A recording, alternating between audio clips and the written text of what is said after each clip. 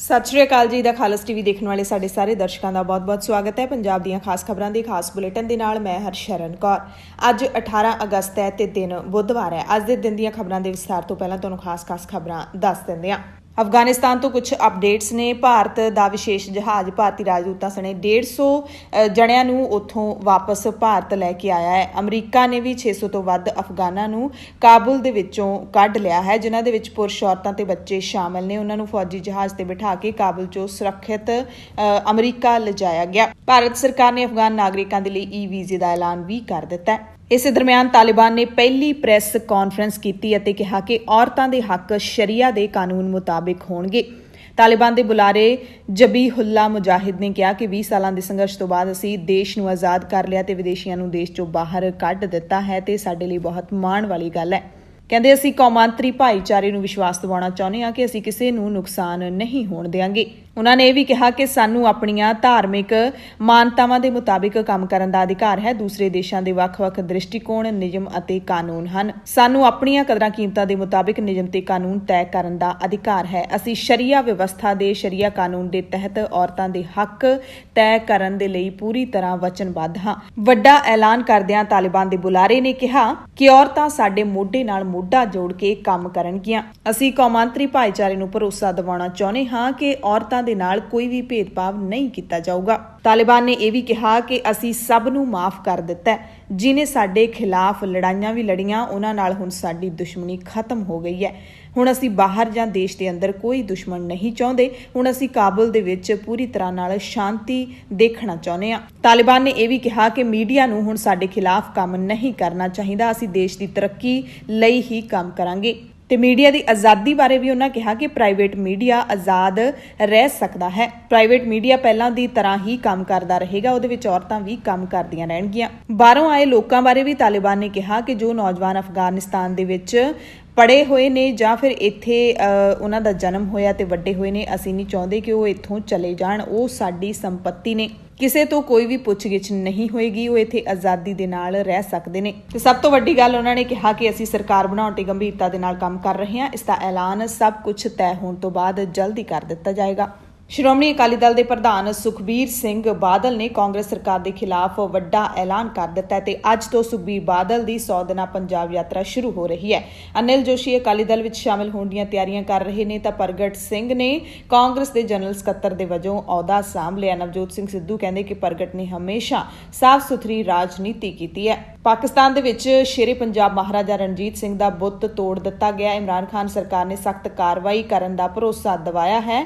ਪਾਕਿਸਤਾਨ ਸਿੱਖ ਗੁਰਦੁਆਰਾ ਪ੍ਰਬੰਧਕ committee ਨੇ ਵੀ ਘਟਨਾ ਦੀ ਨਿੰਦਿਆ ਕੀਤੀ ਹੈ। ਐਸਜੀਪੀਸੀ ਪ੍ਰਧਾਨ ਬੀਬੀ ਜਗੀਰ ਕੌਰ ਨੇ ਵੀ ਸਖਤ ਨਿੰਦਿਆ ਕੀਤੀ ਹੈ ਤੇ ਬੁੱਤ ਨੂੰ ਮੁੜ ਸਥਾਪਿਤ ਕਰਨ ਦੀ ਮੰਗ ਕੀਤੀ ਹੈ। ਬ੍ਰਿਟਿਸ਼ ਏਅਰਵੇਜ਼ ਨੇ ਭਾਰਤ ਤੇ ਯੂਕੇ ਵਿਚਾਲੇ ਉਡਾਣਾਂ ਦੀ ਗਿਣਤੀ ਵਧਾ ਦਿੱਤੀ ਹੈ। ਏਅਰਲਾਈਨ ਮੁਤਾਬਿਕ ਅੱਜ ਤੋਂ ਉਡਾਣਾਂ ਦੀ ਗਿਣਤੀ ਪ੍ਰਤੀ ਹਫ਼ਤਾ 10 ਤੋਂ ਵਧਾ ਕੇ 20 ਕਰ ਦਿੱਤੀ ਗਈ ਹੈ ਤੇ ਯੂਕੇ ਨੇ ਭਾਰਤ ਨੂੰ ਉਡਾਣਾਂ ਉੱਤੇ ਪਾਬੰਦੀ ਵਾਲੀ ਲਾਲ ਸੂਚੀ ਦੇ ਵਿੱਚੋਂ ਵੀ ਬਾਹਰ ਕਰ ਦਿੱਤਾ ਹੈ।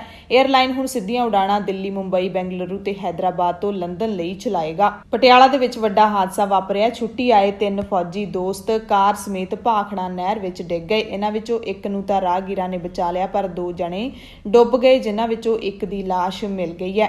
25 ਤੋਂ 28 ਸਾਲਾਂ ਦੇ ਦੱਸੇ ਜਾਂਦੇ ਭਾਰਤੀ ਫੌਜ ਦੀ ਇੱਕੇ ਹੀ ਯੂਨਿਟ ਨਾਲ ਸੰਬੰਧਿਤ ਇਹ ਤਿੰਨੇ ਜਵਾਨ ਛੁੱਟੀ ਆਏ ਹੋਏ ਸੀ। 27 ਅਗਸਤ ਨੂੰ ਆਪਣੀ ਯੂਨਿਟ ਦੇ ਵਿੱਚ ਇਹਨਾਂ ਨੇ ਵਾਪਸ ਜਾਣਾ ਸੀ। ਸੈਂਟਰੋ ਕਾਰ ਦੇ ਵਿੱਚ ਭਾਖੜਾ ਨਹਿਰ ਦੀ ਪਟੜੀ ਰਾਹੀਂ ਪਟਿਆਲਾ ਨੇੜੇ ਹੀ ਪਿੰਡ ਬਖਸ਼ੀਵਾਲਾ ਤੋਂ ਇਹ ਭਵਾਨੀਗੜ੍ਹ ਵੱਲ ਨੂੰ ਜਾ ਰਹੇ ਸੀ, ਪਰ ਨਾਭਾ ਰੋਡ ਸਥਿਤ ਪਿੰਡ ਅਬਲੋਵਾਲ ਕੋਲ ਪਹੁੰਚਣ ਤੇ ਉਹਨਾਂ ਦੀ ਕਾਰ ਭਾਖੜਾ ਦੇ ਵਿੱਚ ਡਿੱਗ ਗਈ। ਮਾਨਸਾ ਦੇ ਬਰੇਟਾ ਨੇੜੇ ਪਿੰਡ ਕੁੱਲਰੀਆਂ ਸਮੇਤ ਕਈ ਪਿੰਡਾਂ ਵਿੱਚ ਕਿਸਾਨਾਂ ਨੇ ਹਰਸਿਮਰਤ ਕੌਰ ਬਾਦਲ ਦਾ ਤਿੱਖਾ ਵਿਰੋਧ ਕੀਤਾ। ਵਿਰੋਧ ਕਰਕੇ ਹਰਸਿਮਰਤ ਬਾਦਲ ਨੂੰ ਕਈ ਪ੍ਰੋਗਰਾਮ ਰੱਦ ਕਰਨੇ ਪਏ ਤੇ ਮਾਨਸਾ ਦੇ ਸਰਦੂਲਗੜ੍ਹ ਦੇ ਵਿੱਚ ਕਿਸਾਨਾਂ ਨੇ ਬੀਜੇਪੀ ਦੇ ਫਲੈਕਸ ਉਤਾਰ ਦਿੱਤੇ ਨੇ। ਖੇਤੀ ਕਾਨੂੰਨ ਰੱਦ ਹੋਣ ਤੱਕ ਹਲਕੇ ਦੇ ਵਿੱਚ ਭਾਜਪਾ ਦੀ ਕੋਈ ਵੀ ਸਰਗਰਮੀ ਨਾ ਹੋਣ ਦੀ ਕਿਸਾਨਾਂ ਨੇ ਚੇਤਾਵਨੀ ਦੇ ਦਿੱਤੀ ਹੈ। ਪੁਲਿਸ ਨੇ ਬੰਬੀਹਾ ਗਰੁੱਪ ਦੇ 3 ਗੈਂਗਸਟਰਾਂ ਨੂੰ ਕਾਬੂ ਕਰ ਲਿਆ। ਸਨਅਤਕਾਰਾਂ ਤੇ ਵੱਡੇ ਕਾਰੋਬਾਰੀਆਂ ਨੂੰ ਧਮਕੀਆਂ ਦੇ ਕੇ ਫਰੌਤੀਆਂ ਲੈਂਦੇ ਸੀ। ਜਲੰਧਰ ਦੇ ਵਿੱਚ ਕਿਸਾਨਾਂ ਨੇ ਪ੍ਰੈਸ ਕਾਨਫਰੰਸ ਕਰਕੇ ਕੈਪਟਨ ਸਰਕਾਰ ਨੂੰ ਮੁੜ ਯਾਦ ਕਰਾਇਆ ਕਿ 20 ਅਗਸਤ ਬਿਲਕੁਲ ਨੇੜੇ ਹੈ, ਆਉਣ ਵਾਲੀ ਹੈ। ਪਰਸੋਂ ਨੂੰ 20 ਅਗਸਤ ਹੈ। ਜੇ ਖੰਡ ਮਿੱਲਾਂ ਵੱਲ ਕਿਸਾਨਾਂ ਦਾ ਜਿਹੜਾ ਬਕਾਇਆ ਹੈ ਉਹ ਨਾ ਮੋੜਿਆ ਅਤੇ ਗੰਨੇ ਦਾ ਭਾਅ 400 ਰੁਪਏ ਨਾ ਕੀਤਾ ਤਾਂ 20 ਅਗਸਤ ਤੋਂ ਆਵਾਜਾਈ ਠੱਪ ਕਰ ਦੇਣਗੇ ਕਿਸਾਨ। ਕਿਸਾਨ ਜਥੇਬੰਦੀਆਂ 20 ਅਗਸਤ ਨੂੰ ਧੰਨੋਵਾਲੀ ਨੇੜੇ ਕੌਮੀ ਹਾਈਵੇ ਤੇ ਰੇਲ ਮਾਰਗ ਜਾਮ ਕਰਨਗੀਆਂ। ਖੰਡ ਮਿੱਲਾਂ ਵੱਲ ਕਿਸਾਨਾਂ ਦੇ 200 ਕਰੋੜ ਰੁਪਏ ਬਕਾਇਆ ਪਏ ਨੇ। ਹਰਿਆਣਾ ਦੇ ਵਿੱਚ ਗੰਨੇ ਦਾ ਭਾਅ ਪੰਜਾਬ ਨਾਲੋਂ 48 ਰੁਪਏ ਵੱਧ ਹੈ, ਇਹ ਵੀ ਕਿਸਾਨਾਂ ਨੇ ਦੱਸਿਆ। ਕਿਸਾਨ ਮੋਰਚੇ ਨੇ ਦਿੱਲੀ ਮੋਰਚਿਆਂ ਵਿੱਚ ਹਾਜ਼ਰੀ ਵਧਾਉਣ ਲਈ ਵੀ ਵਿਉਂਤਬੰਦੀ ਕਰ ਲਈ ਹੈ। ਮਿਸ਼ਨ ਯੂਪੀ ਦਾ ਆਗਾਜ਼ ਕਰਨ ਲਈ ਕਿਸਾਨ ਇਕੱਠ ਵਿੱਚ ਸ਼ਾਮਲ ਹੋਣ ਦਾ ਸੱਦਾ ਵੀ ਦਿੱਤਾ ਹੈ। ਪਿਛਲੀ 3 ਅਗਸਤ ਨੂੰ ਰਣਜੀਤ ਸਾਗਰ ਝੀਲ ਦੇ ਵਿੱਚ ਹੈਲੀਕਾਪਟਰ ਡਿੱਗਣ ਕਾਰਨ ਜਿਹੜਾ ਹਾਦਸਾ ਵਾਪਰਿਆ ਸੀ, 13ਵੇਂ ਦਿਨ ਕਰਨਲ ਦੀ ਜਿਹੜੀ ਲਾਸ਼ ਹੈ ਉਹ ਮਿਲੀ ਸੀ ਝੀਲ ਦੇ ਵਿੱਚੋਂ ਤੇ ਕੱਲ ਅੰਮ੍ਰਿਤਸਰ ਦੇ ਵਿੱਚ ਲੈਫਟੀਨੈਂਟ ਕਰਨਲ ਬਾਠ ਦਾ ਅੰਤਿਮ ਸੰਸਕਾਰ ਕਰ ਦਿੱਤਾ ਗਿਆ। ਫੌਜ ਦੇ ਅਧਿਕਾਰੀਆਂ ਨੇ ਸਲਾਮੀ ਦਿੱਤੀ। ਜਲੰਧਰ ਤੋਂ ਸ਼੍ਰੋਮਣੀ ਅਕਾਲੀ ਦਲ ਦੇ ਸੀਨੀਅਰ ਲੀਡਰ ਤੇ ਸਾਬਕਾ ਵਿਧਾਇਕ ਸਰਬਜੀਤ ਸਿੰਘ ਮੱਕੜ ਨੇ ਸੁਖਬੀਰ ਬਾਦਲ ਤੇ ਧੋਖਾ ਕਰਨ ਦਾ, ਵਿਸ਼ਵਾਸਘਾਤ ਕਰਨ ਦਾ ਇਲਜ਼ਾਮ ਲਾਉਂਦਿਆਂ ਕਿਹਾ ਕਿ ਮੇਰਾ ਸਿਆਸੀ ਕਤਲ ਕੀਤਾ। ਨਾਲ ਹੀ ਉਹਨਾਂ ਨੇ ਜਲੰਧਰ ਛਾਉਣੀ ਤੋਂ ਹੀ ਚੋਣ ਲੜਨ ਦਾ ਐਲਾਨ ਕਰ ਦਿੱਤਾ। ਜਗਬੀਰ ਬਰਾੜ ਨੂੰ ਅਕਾਲੀ ਦਲ ਵਿੱਚ ਸ਼ਾਮਲ ਕਰਨ ਅਤੇ ਇਸੇ ਹਲਕੇ ਤੋਂ ਸੀਟ ਦੇਣ ਤੇ ਨਾਰਾਜ਼ਗੀ ਜਤਾਈ ਹੈ। ਮੱਕੜ ਨੇ ਕਿਹਾ ਕਿ ਮੇਰੀ 4 ਦਿਨ ਪਹਿਲਾਂ ਹੀ ਸੁਖਬੀਰ ਬਾਦਲ ਨਾਲ ਗੱਲ ਹੋਈ ਸੀ ਤੇ ਉਹਨਾਂ ਨੇ ਮੈਨੂੰ ਕਿਹਾ ਸੀ ਕਿ ਉਹ ਤਕੜੇ ਹੋ ਕੇ ਕੰਮ ਕਰਨ, ਇਹ ਸੀਟ ਹੈ ਜਿਹੜੀ ਉਹਨਾਂ ਨੂੰ ਦਿੱਤੀ ਜਾਵੇਗੀ। ਆਮ ਆਦਮੀ ਪਾਰਟੀ ਦੇ ਵਿਧਾਇਕਾਂ ਨੇ ਕੱਲ ਵਿਧਾਨ ਸਭਾ ਦੇ ਸਪੀਕਰ ਰਾਣਾ KP ਸਿੰਘ ਨਾਲ ਮੁਲਾਕਾਤ ਕਰਕੇ ਵਿਧਾਇਕਾਂ ਨੂੰ 1 ਤੋਂ ਵੱਧ ਪੈਨਸ਼ਨ ਦੇਣ ਤੇ ਰੋਕ ਲਾਉਣ ਦੀ ਮੰਗ ਕੀਤੀ। ਹਰਪਾਲ ਚੀਮਾ ਨੇ ਕਿਹਾ ਕਿ ਵਿਧਾਇਕਾਂ ਤੇ ਸਾਬਕਾ ਵਿਧਾਇਕਾਂ ਨੂੰ ਇੰਕਰੀਮੈਂਟ ਆਦਿ ਦੇ ਨਾਂ ਹੇਠ ਦਿੱਤਾ ਜਾਂਦਾ ਅਜਿਹਾ ਵਿੱਤੀ ਲਾਭ ਨੈਤਿਕ ਅਤੇ ਸਿਧਾਂਤਕ ਤੌਰ ਤੇ ਗਲਤ ਹੈ। ਚੀਫ ਖਾਲਸਾ ਦੀਵਾਨ ਨੇ ਐਲਾਨ ਕੀਤਾ ਹੈ ਕਿ ਅਫਗਾਨੀ ਸਿੱਖਾਂ ਦੇ ਬੱਚਿਆਂ ਨੂੰ ਅਸੀਂ ਮੁਫਤ ਸਿੱਖਿਆ ਦੇਵਾਂਗੇ। ਜਿਹੜੇ ਵੀ ਸਿੱਖ ਪਰਿਵਾਰ ਭਾਰਤ ਆਉਣਗੇ ਅਫਗਾਨਿਸਤਾਨ ਤੋਂ, ਉਹਨਾਂ ਨੂੰ ਸਾਡੀ ਸੰਸਥਾ ਦੇ ਪ੍ਰਬੰਧ ਹੇਠ ਚੱਲ ਰਹੇ ਸਕੂਲਾਂ ਦੇ ਵਿੱਚ ਮੁਫਤ ਪੜ੍ਹਾਈ ਕਰਵਾਈ ਜਾਵੇਗੀ।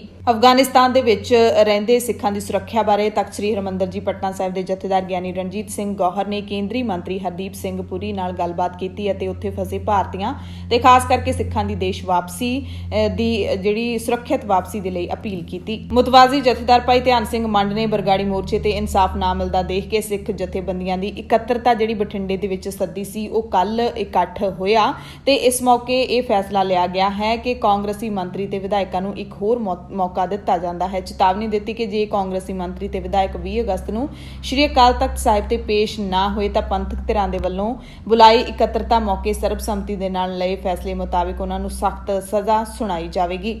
ਦਿੱਲੀ ਦੇ ਵਿੱਚ ਜਾਗੋ ਪਾਰਟੀ ਦੇ ਪ੍ਰਧਾਨ ਮਨਜੀਤ ਸਿੰਘ ਜੀਕੇ ਨੇ ਸ਼੍ਰੋਮਣੀ ਅਕਾਲੀ ਦਲ ਨੂੰ ਚੋਣਾਂ ਲੜਨ ਤੋਂ ਰੋਕਣ ਦੇ ਲਈ ਪਟੀਸ਼ਨ ਦਾਇਰ ਕੀਤੀ ਹੈ। ਜਾਗੋ ਪਾਰਟੀ ਨੇ ਭਾਰਤੀ ਚੋਣ ਕਮਿਸ਼ਨ ਦੇ ਕੋਲ ਪਟੀਸ਼ਨ ਦਾਇਰ ਕੀਤੀ ਹੈ। ਅਕਾਲੀ ਦਲ ਦੇ ਸਿਆਸੀ ਵਿੰਗ ਦੇ ਧਾਰਮਿਕ ਪ੍ਰਬੰਧਾਂ ਤੇ ਹਾਵੀ ਹੋਣ ਦੇ ਦੋਸ਼ ਲਾਏ ਨੇ। ਪੰਜਾਬ ਦੇ ਪੁਲਿਸ ਵਿਭਾਗ ਦੇ ਵਿੱਚ ਮੁਲਾਜ਼ਮਾਂ ਦੇ ਬੱਚਿਆਂ ਲਈ ਪੁਲਿਸ ਭਰਤੀ ਵਿੱਚ ਨਿਰਧਾਰਿਤ ਰਾਖਵੇਂ ਕੋਟੇ ਚੋਂ ਨਿਯੁਕਤੀ ਪੱਤਰ ਹਾਸਲ ਕਰਨ ਲਈ ਠੋਕਰਾਂ ਖਾ ਰਹੇ ਸੈਂਕੜੇ ਯੋਗ ਉਮੀਦਵਾਰਾਂ ਨੇ ਡੀਜੀਪੀ ਦਿਨਕਰ ਗੁਪਤਾ ਦੇ ਖਿਲਾਫ ਹਾਈ ਕੋਰਟ ਵਿੱਚ ਅਦਾਲਤੀ ਮਾਣਹਾਨੀ ਦਾ ਕੇਸ ਪਾਇਆ, ਜਿਸ ਦੀ ਸੁਣਵਾਈ 25 ਅਕਤੂਬਰ ਨੂੰ ਹੋਵੇਗੀ। ਪੰਜਾਬ ਪੁਲਿਸ ਮੁਲਾਜ਼ਮਾਂ ਦੇ ਬੱਚਿਆਂ ਲਈ ਪੁਲਿਸ ਭਰਤੀ ਵਿੱਚ ਨਿਰਧਾਰਿਤ ਰਾਖਵੇਂ ਕੋਟੇ ਵਿੱਚੋਂ 2011 ਵਿੱਚ ਭਰਤੀ ਦੌਰਾਨ ਯੋਗ ਉਮੀਦਵਾਰਾਂ ਨੂੰ ਨਿਯੁਕਤੀ ਪੱਤਰ ਨਾ ਮਿਲਣ ਕਰਕੇ ਪਟਿਆਲਾ, ਬਠਿੰਡਾ, ਮਾਨਸਾ, ਸ੍ਰੀ ਮੁਕਤਸਰ ਸਾਹਿਬ ਆਦਿ ਜ਼ਿਲ੍ਹਿਆਂ ਦੇ ਯੋਗ ਉਮੀਦਵਾਰਾਂ ਨੇ 2018 ਵਿੱਚ ਵੀ ਹਾਈ ਕੋਰਟ ਦਾ ਦਰਵਾਜ਼ਾ ਖੜਕਾਇਆ ਸੀ। 31 ਜੁਲਾਈ ਨੂੰ ਸ਼ਹੀਦ ਊਧਮ ਸਿੰਘ ਦਾ ਬੁੱਤ ਮੁੱਖ ਮੰਤਰੀ ਕੈਪਟਨ ਅਮਰਿੰਦਰ ਸਿੰਘ ਨੇ ਸੁਨਾਮ ਊਧਮ ਸਿੰਘ ਵਾਲਾ ਵਿਖੇ ਸਥਾਪਿਤ ਕੀਤਾ ਸੀ, ਪਰ ਬੁੱਤ ਬਾਰੇ ਹੁਣ ਇੱਕ ਨਵਾਂ ਵਿਵਾਦ ਛਿੜ ਗਿਆ। ਪਹਿਲਾਂ ਗਦਰੀ ਸ਼ਹੀਦ ਊਧਮ ਸਿੰਘ ਵਿਚਾਰ ਮੰਚ ਨੇ ਬੁੱਤ ਦੇ ਮੁਹਾਂਦਰੇ ਤੇ ਊਧਮ ਸਿੰਘ ਦੀਆਂ ਅਸਲ ਤਸਵੀਰਾਂ ਵਿਚਾਲੇ ਮੁਹਾਂਦਰੇ ਨੂੰ ਬੇਮੇਲ ਦੱਸਿਆ ਸੀ ਤੇ ਹੁਣ ਇਹਨਾਂ ਸੰਸਥਾਵਾਂ ਨੇ ਦੋਸ਼ ਲਾਇਆ ਹੈ ਕਿ ਸ਼ਹੀਦ ਊਧਮ ਸਿੰਘ ਦੇ ਬੁੱਤ ਦੇ ਹੱਥ ਵਿੱਚ ਫੜੀ ਕਿਤਾਬ ਤੇ ਉਕਰਿਆ ਜਿਹੜਾ ਧਾਰਮਿਕ ਚਿੰਨ੍ਹ ਹੈ, ਉਹਦੇ ਰਾਹੀਂ ਬੁੱਤ ਨੂੰ ਧਾਰਮਿਕ ਰੰਗਤ ਦੇਣ ਦੀ ਕੋਸ਼ਿਸ਼ ਕੀਤੀ ਗਈ ਹੈ।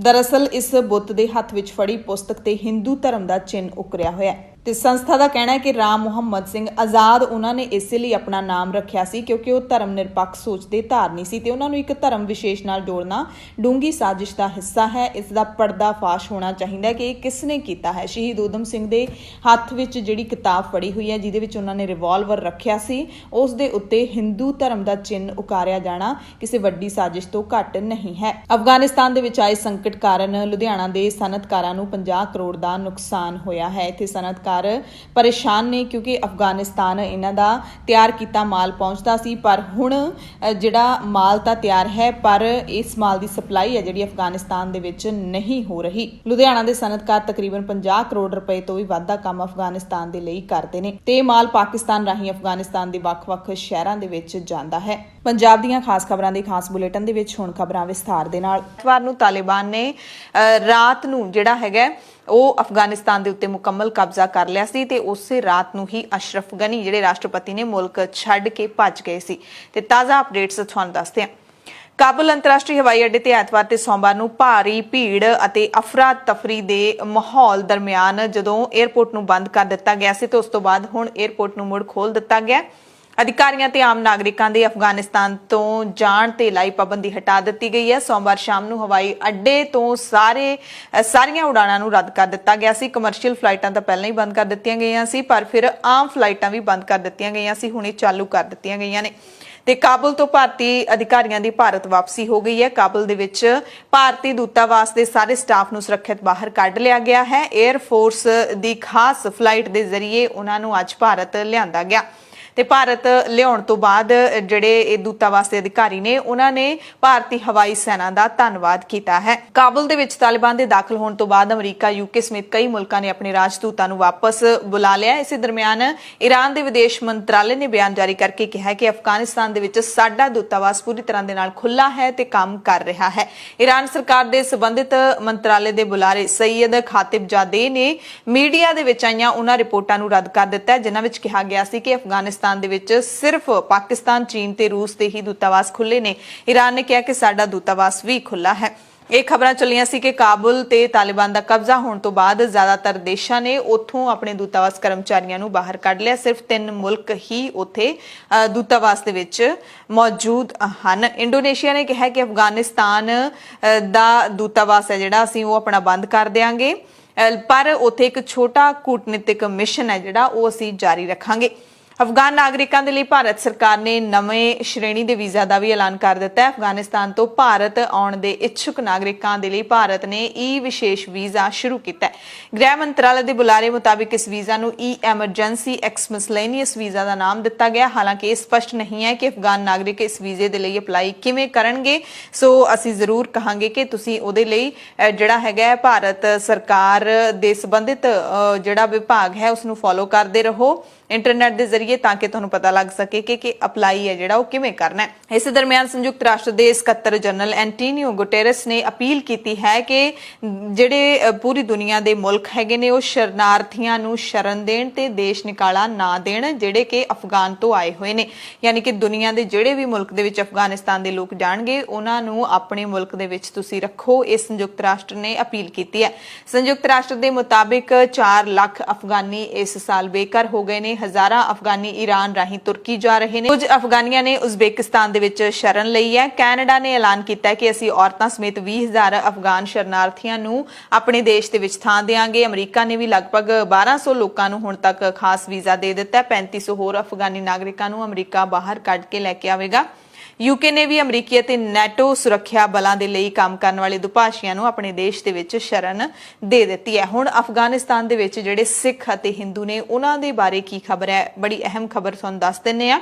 ਅਫਗਾਨੀ ਸਿੱਖਾਂ ਨੇ ਗੁਰਦੁਆਰਾ ਕਰਤੇ ਪ੍ਰਵਾਨ ਚੋਂ ਇੱਕ ਵੀਡੀਓ ਜਿਹੜਾ ਭੇਜਿਆ ਹੈ ਜਿਸ ਨੂੰ ਪੱਤਰਕਾਰ ਰਵਿੰਦਰ ਸਿੰਘ ਰੋਬਿਨ ਨੇ ਟਵਿੱਟਰ ਦੇ ਉੱਤੇ ਸਾਂਝਾ ਕੀਤਾ ਹੈ।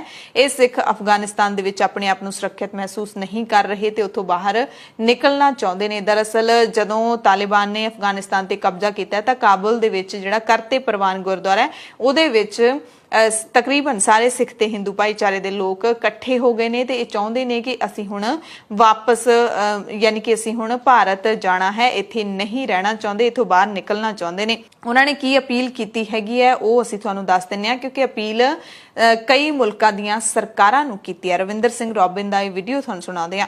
ਪਿਆਰੀ ਸਾਧ ਸੰਗਤ ਜੀ, ਅਫਗਾਨਿਸਤਾਨ ਦੀ ਸਾਰੀ ਸੰਗਤ ਵੱਲੋਂ ਬੇਨਤੀ ਹੈ ਜੋ ਕਿ ਇੱਥੇ 285 ਸਿੱਖ ਹਿੰਦੂ ਸਾਡੇ ਵੀਰ ਭਰਾ ਅਸੀਂ ਗੁਰਦੁਆਰੇ ਦੇ ਅੰਦਰ ਹਾਂ।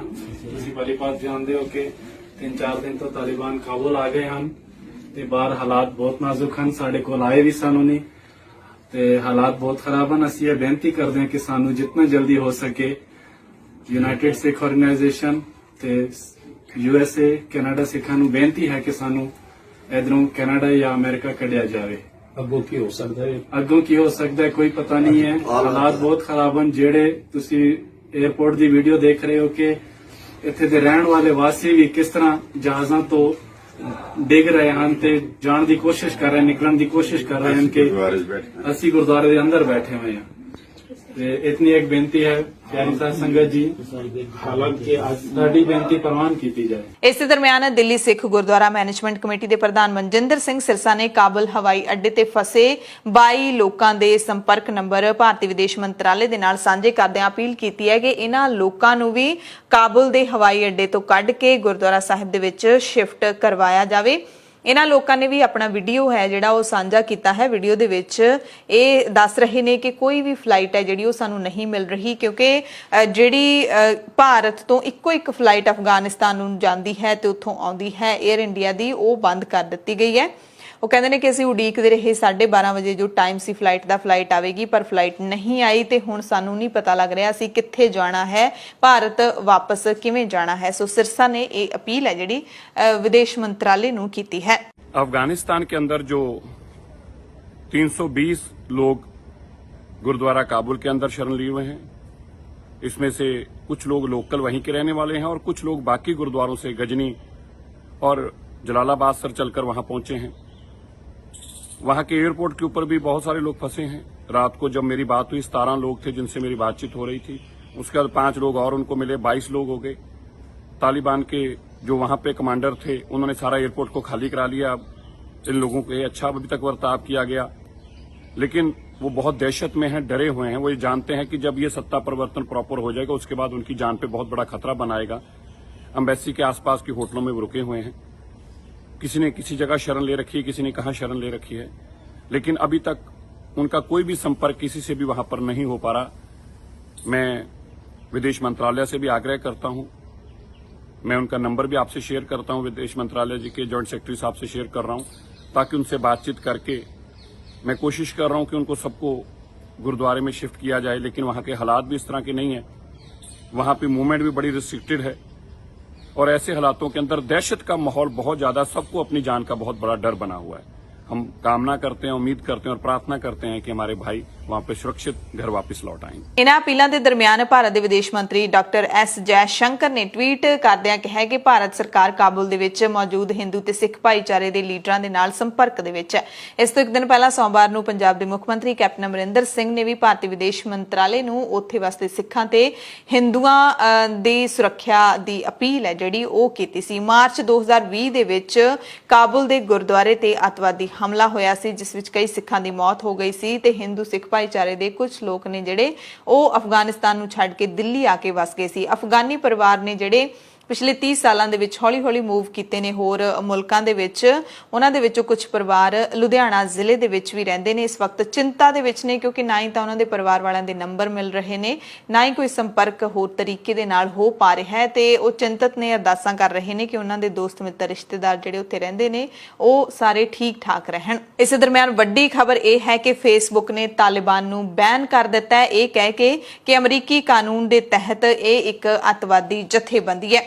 ਅਫਗਾਨਿਸਤਾਨ ਦੇ ਵਿੱਚ ਤਾਲਿਬਾਨ ਬੇਸ਼ੱਕ ਖੁਦ ਨੂੰ ਨਵੀਂ ਸਰਕਾਰ ਦੇ ਤੌਰ ਤੇ ਪੇਸ਼ ਕਰ ਰਹੇ ਹੋਣ, ਪਰ ਫੇਸਬੁੱਕ ਨੇ ਇੱਕ ਵੱਡਾ ਫੈਸਲਾ ਲੈ ਲਿਆ।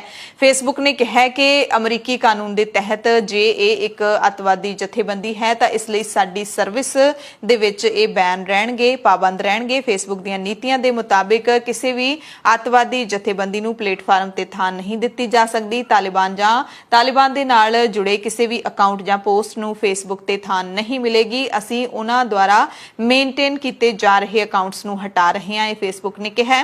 ਫੇਸਬੁੱਕ ਨੇ ਆਪਣੇ ਇਸ ਨਿਯਮ ਦਾ ਪਾਲਣ ਕਰਨ ਦੇ ਲਈ ਕਮਰ ਵੀ ਕੱਸ ਲਈ ਹੈ। ਫੇਸਬੁੱਕ ਨੇ ਦੱਸਿਆ ਕਿ ਸਾਡੇ ਅਫਗਾਨਿਸਤਾਨ ਦੇ ਵਿੱਚ ਕਈ ਐਕਸਪਰਟ ਜਿਹੜੇ ਮੌਜੂਦ ਨੇ ਜੋ ਕਿ ਉੱਥੋਂ ਦੀ ਭਾਸ਼ਾ ਪਸ਼ਤੋ ਜਾਂ ਡਾਰੀ ਜਾਣਦੇ ਨੇ, ਜੋ ਸਾਨੂੰ ਮੰਚ ਤੇ ਉੱਭਰਦੇ ਮੁੱਦਿਆਂ ਨੂੰ ਪਛਾਣਨ ਅਤੇ ਸੁਚੇਤ ਰਹਿਣ ਦੇ ਵਿੱਚ ਮਦਦ ਕਰਦੇ ਨੇ। ਸੋ ਫੇਸਬੁੱਕ ਦੇ ਇਸ ਐਲਾਨ ਤੋਂ ਬਾਅਦ ਤਾਲਿਬਾਨ ਦਾ ਕੀ ਰੁਖ ਰਹੇਗਾ ਇਹ ਵੀ ਜਾਣਨਾ ਅਹਿਮ ਰਹੇਗਾ, ਪਰ ਹਾਲੇ ਤੱਕ ਖਬਰਾਂ ਪੜਨ ਤੱਕ ਕੋਈ ਰਿਐਕਸ਼ਨ ਨਹੀਂ ਆਇਆ ਸੀ। ਇਸ ਦਰਮਿਆਨ ਅਫਗਾਨਿਸਤਾਨ ਦੇ ਸਾਬਕਾ ਉਪ ਰਾਸ਼ਟਰਪਤੀ ਨੇ ਵੀ ਨਵੇਂ ਯੁੱਧ ਦੇ ਲਈ ਐਲਾਨ ਕਰ ਦਿੱਤਾ ਹੈ। ਅਫਗਾਨਿਸਤਾਨ ਦੇ ਉਪ ਰਾਸ਼ਟਰਪਤੀ, ਜਿਨ੍ਹਾਂ ਨੂੰ ਹੁਣ ਸਾਬਕਾ ਹੀ ਕਿਹਾ ਜਾਏਗਾ ਕਿਉਂਕਿ ਤਾਲਿਬਾਨ ਨੇ ਕਬਜ਼ਾ ਕਰ ਲਿਆ ਹੈ, ਅਮਰੁੱਲਾ ਨੇ ਕਿਹਾ ਕਿ ਸਾਡੀ ਸਰਕਾਰ ਭਾਵੇਂ ਕਮਜ਼ੋਰ ਪੈ ਗਈ ਤੇ ਤਾਲਿਬਾਨ ਨੇ ਕਬਜ਼ਾ ਕਰ ਲਿਆ ਹੈ ਰਾਜਧਾਨੀ ਕਾਬੁਲ ਤੇ, ਪਰ ਮੈਂ ਸਮਰਪਣ ਨਹੀਂ ਕਰਨ ਵਾਲਾ। ਅਜਿਹਾ ਲੱਗਦਾ ਹੈ ਕਿ ਉਹ ਦੇਸ਼ ਵਿੱਚ ਆਪਣੇ ਅੰਤਿਮ ਟਿਕਾਣੇ ਕਾਬੁਲ ਦੇ ਪੂਰਬ ਉੱਤਰ ਦੇ ਵਿੱਚ ਸਥਿਤ ਪੰਜਸ਼ੀਰ ਘਾਟੀ ਵੱਲ ਕੂਚ ਕਰ ਗਏ ਨੇ। ਪਤਾ ਕੁਛ ਕਿਸੇ ਨੂੰ ਨਹੀਂ ਹੈ ਕਿ ਉਪ ਰਾਸ਼ਟਰਪਤੀ ਵੀ ਕਿੱਧਰ ਨੂੰ ਗਏ ਨੇ, ਪਰ ਉਹਨਾਂ ਦੇ ਕਹਿਣ ਦੇ ਮੁਤਾਬਿਕ ਉਹ ਦੇਸ਼ ਦੇ ਵਿੱਚ ਹੀ ਮੌਜੂਦ ਨੇ। ਅੰਡਰਗਰਾਉਂਡ ਹੋਣ ਤੋਂ ਪਹਿਲਾਂ ਸਾਲ ਇਹ ਨੇ ਟਵਿੱਟਰ ਦੇ ਉੱਤੇ ਲਿਖਿਆ ਕਿ ਮੈਂ ਉਹਨਾਂ ਲੱਖਾਂ ਲੋਕਾਂ ਨੂੰ ਨਿਰਾਸ਼ ਨਹੀਂ ਕਰੂੰਗਾ ਜਿਨ੍ਹਾਂ ਨੇ ਮੈਨੂੰ ਚੁਣਿਆ। ਮੈਂ ਤਾਲਿਬਾਨ ਦੇ ਨਾਲ ਕਦੇ ਵੀ ਨਹੀਂ ਜੁੜਾਂਗਾ, ਕਦੇ ਵੀ ਨਹੀਂ।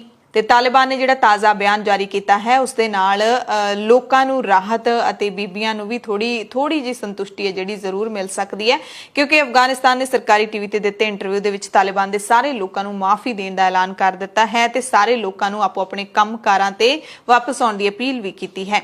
ਇਹ ਵੀ ਕਿਹਾ ਹੈ ਤਾਲਿਬਾਨ ਨੇ ਕਿ ਅਸੀਂ ਨਹੀਂ ਚਾਹੁੰਦੇ ਕਿ ਔਰਤਾਂ ਨੂੰ ਕਿਸੇ ਵੀ ਕਿਸਮ ਦੀ ਸਮੱਸਿਆ ਆਵੇ, ਇਸ ਲਈ ਤਾਲਿਬਾਨ ਉਹਨਾਂ ਨੂੰ ਸਰਕਾਰ ਦਾ ਹਿੱਸਾ ਬਣਨ ਲਈ ਗੁਜ਼ਾਰਿਸ਼ ਕਰਦੀ ਹੈ। ਯਾਨੀ ਕਿ ਬਹੁਤ ਵੱਡਾ ਆਪਾਂ ਕਹਿ ਸਕਦੇ ਹਾਂ ਕਿ ਬਹੁਤ ਹੀ ਹੈਰਾਨੀਜਨਕ ਬਿਆਨ ਹੈ। ਤਾਲਿਬਾਨ ਕਹਿ ਰਿਹਾ ਕਿ ਅਸੀਂ ਸਰਕਾਰ ਦੇ ਵਿੱਚ ਵੀ ਔਰਤਾਂ ਨੂੰ ਸ਼ਾਮਿਲ ਕਰਾਂਗੇ।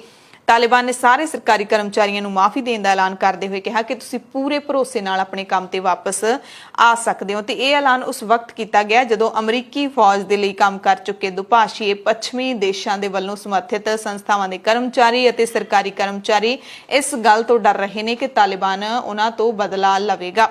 ਪਰ ਤਾਲਿਬਾਨ ਨੇ ਪੂਰਾ ਭਰੋਸਾ ਦਿਵਾਉਣ ਦੀ ਕੋਸ਼ਿਸ਼ ਕੀਤੀ ਹੈ ਕਿ ਤੁਸੀਂ ਕੰਮਾਂ ਤੇ ਵਾਪਸ ਆਓ। ਹੋ ਸਕਦਾ ਹੈ ਕਿ ਤਾਲਿਬਾਨ ਇਸ ਵਾਰ ਆਪਣੀ ਜ਼ਿੰਮੇਵਾਰੀ ਕਾਫੀ ਸਮਝ ਰਿਹਾ ਹੈ। ਕੱਲ ਵੀ ਤਾਲਿਬਾਨ ਨੇ ਕਿਹਾ ਸੀ, ਉਹਨਾਂ ਦੇ ਲੀਡਰਾਂ ਨੇ ਕਿਹਾ ਸੀ ਕਿ ਅਸੀਂ ਇੱਥੋਂ ਤੱਕ ਪਹੁੰਚਾਂਗੇ, ਸਾਨੂੰ ਯਕੀਨ ਨਹੀਂ ਸੀ। ਸੋ ਹੁਣ ਹੋ ਸਕਦਾ ਹੈ ਕਿ ਤਾਲਿਬਾਨ ਸਮਝਦਾਰੀ ਤੋਂ ਕੰਮ ਲੈ ਰਿਹਾ ਹੋਵੇ ਕਿ ਹੁਣ ਜੇ ਸਾਡੇ ਹੱਥ ਦੇ ਵਿੱਚ ਸੱਤਾ ਆਈ ਹੈ ਤਾਂ ਅਸੀਂ ਇਸ ਨੂੰ ਚਲਾਉਣਾ ਕਿਵੇਂ ਹੈ, ਅਸੀਂ ਲੋਕਾਂ ਦੇ ਦਿਲ ਜਿੱਤਣੇ ਕਿਵੇਂ ਨੇ, ਕਿਉਂਕਿ ਰਾਜ ਜਿਹੜਾ ਉਹਨਾਂ ਨੇ ਖੋਇਆ ਹੈ, ਰਾਜ ਦੇ ਉੱਤੇ ਕਬਜ਼ਾ ਕੀਤਾ ਹੈ, ਉਹ ਹਥਿਆਰਾਂ ਦੇ ਨਾਲ ਹੀ ਕੀਤਾ ਹੈ ਤੇ ਹੁਣ ਵੱਡੀ ਚੁਣੌਤੀ ਹੈ ਲੋਕਾਂ ਦੇ ਦਿਲ ਜਿੱਤਣ ਦੀ। ਤੇ ਤਾਲਿਬਾਨ ਦੇ ਇਸ ਬਿਆਨ ਤੋਂ ਬਾਅਦ ਹੁਣ ਅਫਗਾਨਿਸਤਾਨ ਦੇ ਇੱਕ ਵੱਡੇ ਟੀਵੀ ਚੈਨਲ ਟੋਲੋ ਨਿਊਜ਼ ਤੇ ਇੱਕ ਵਾਰ ਫਿਰ ਤੋਂ ਜਿਹੜੀਆਂ ਫੀਮੇਲ ਐਂਕਰਸ ਵੀ ਨਜ਼ਰ ਆਉਣ ਲੱਗੀਆਂ ਨੇ। ਐਤਵਾਰ ਨੂੰ ਜਦੋਂ ਤਾਲਿਬਾਨ ਨੇ ਕਾਬੁਲ ਦੇ ਉੱਤੇ ਕਬਜ਼ਾ ਕੀਤਾ ਸੀ ਤਾਂ ਉੱਥੋਂ ਦੇ ਸਾਰੇ ਟੀਵੀ ਚੈਨਲਾਂ ਦੇ ਉੱਤੇ ਫੀਮੇਲ ਐਂਕਰਸ ਨੇ ਜਿਹੜੀਆਂ ਉਹ ਬਿਲਕੁਲ ਦਿਖਣੀਆਂ ਬੰਦ ਹੋ ਗਈਆਂ ਸੀ।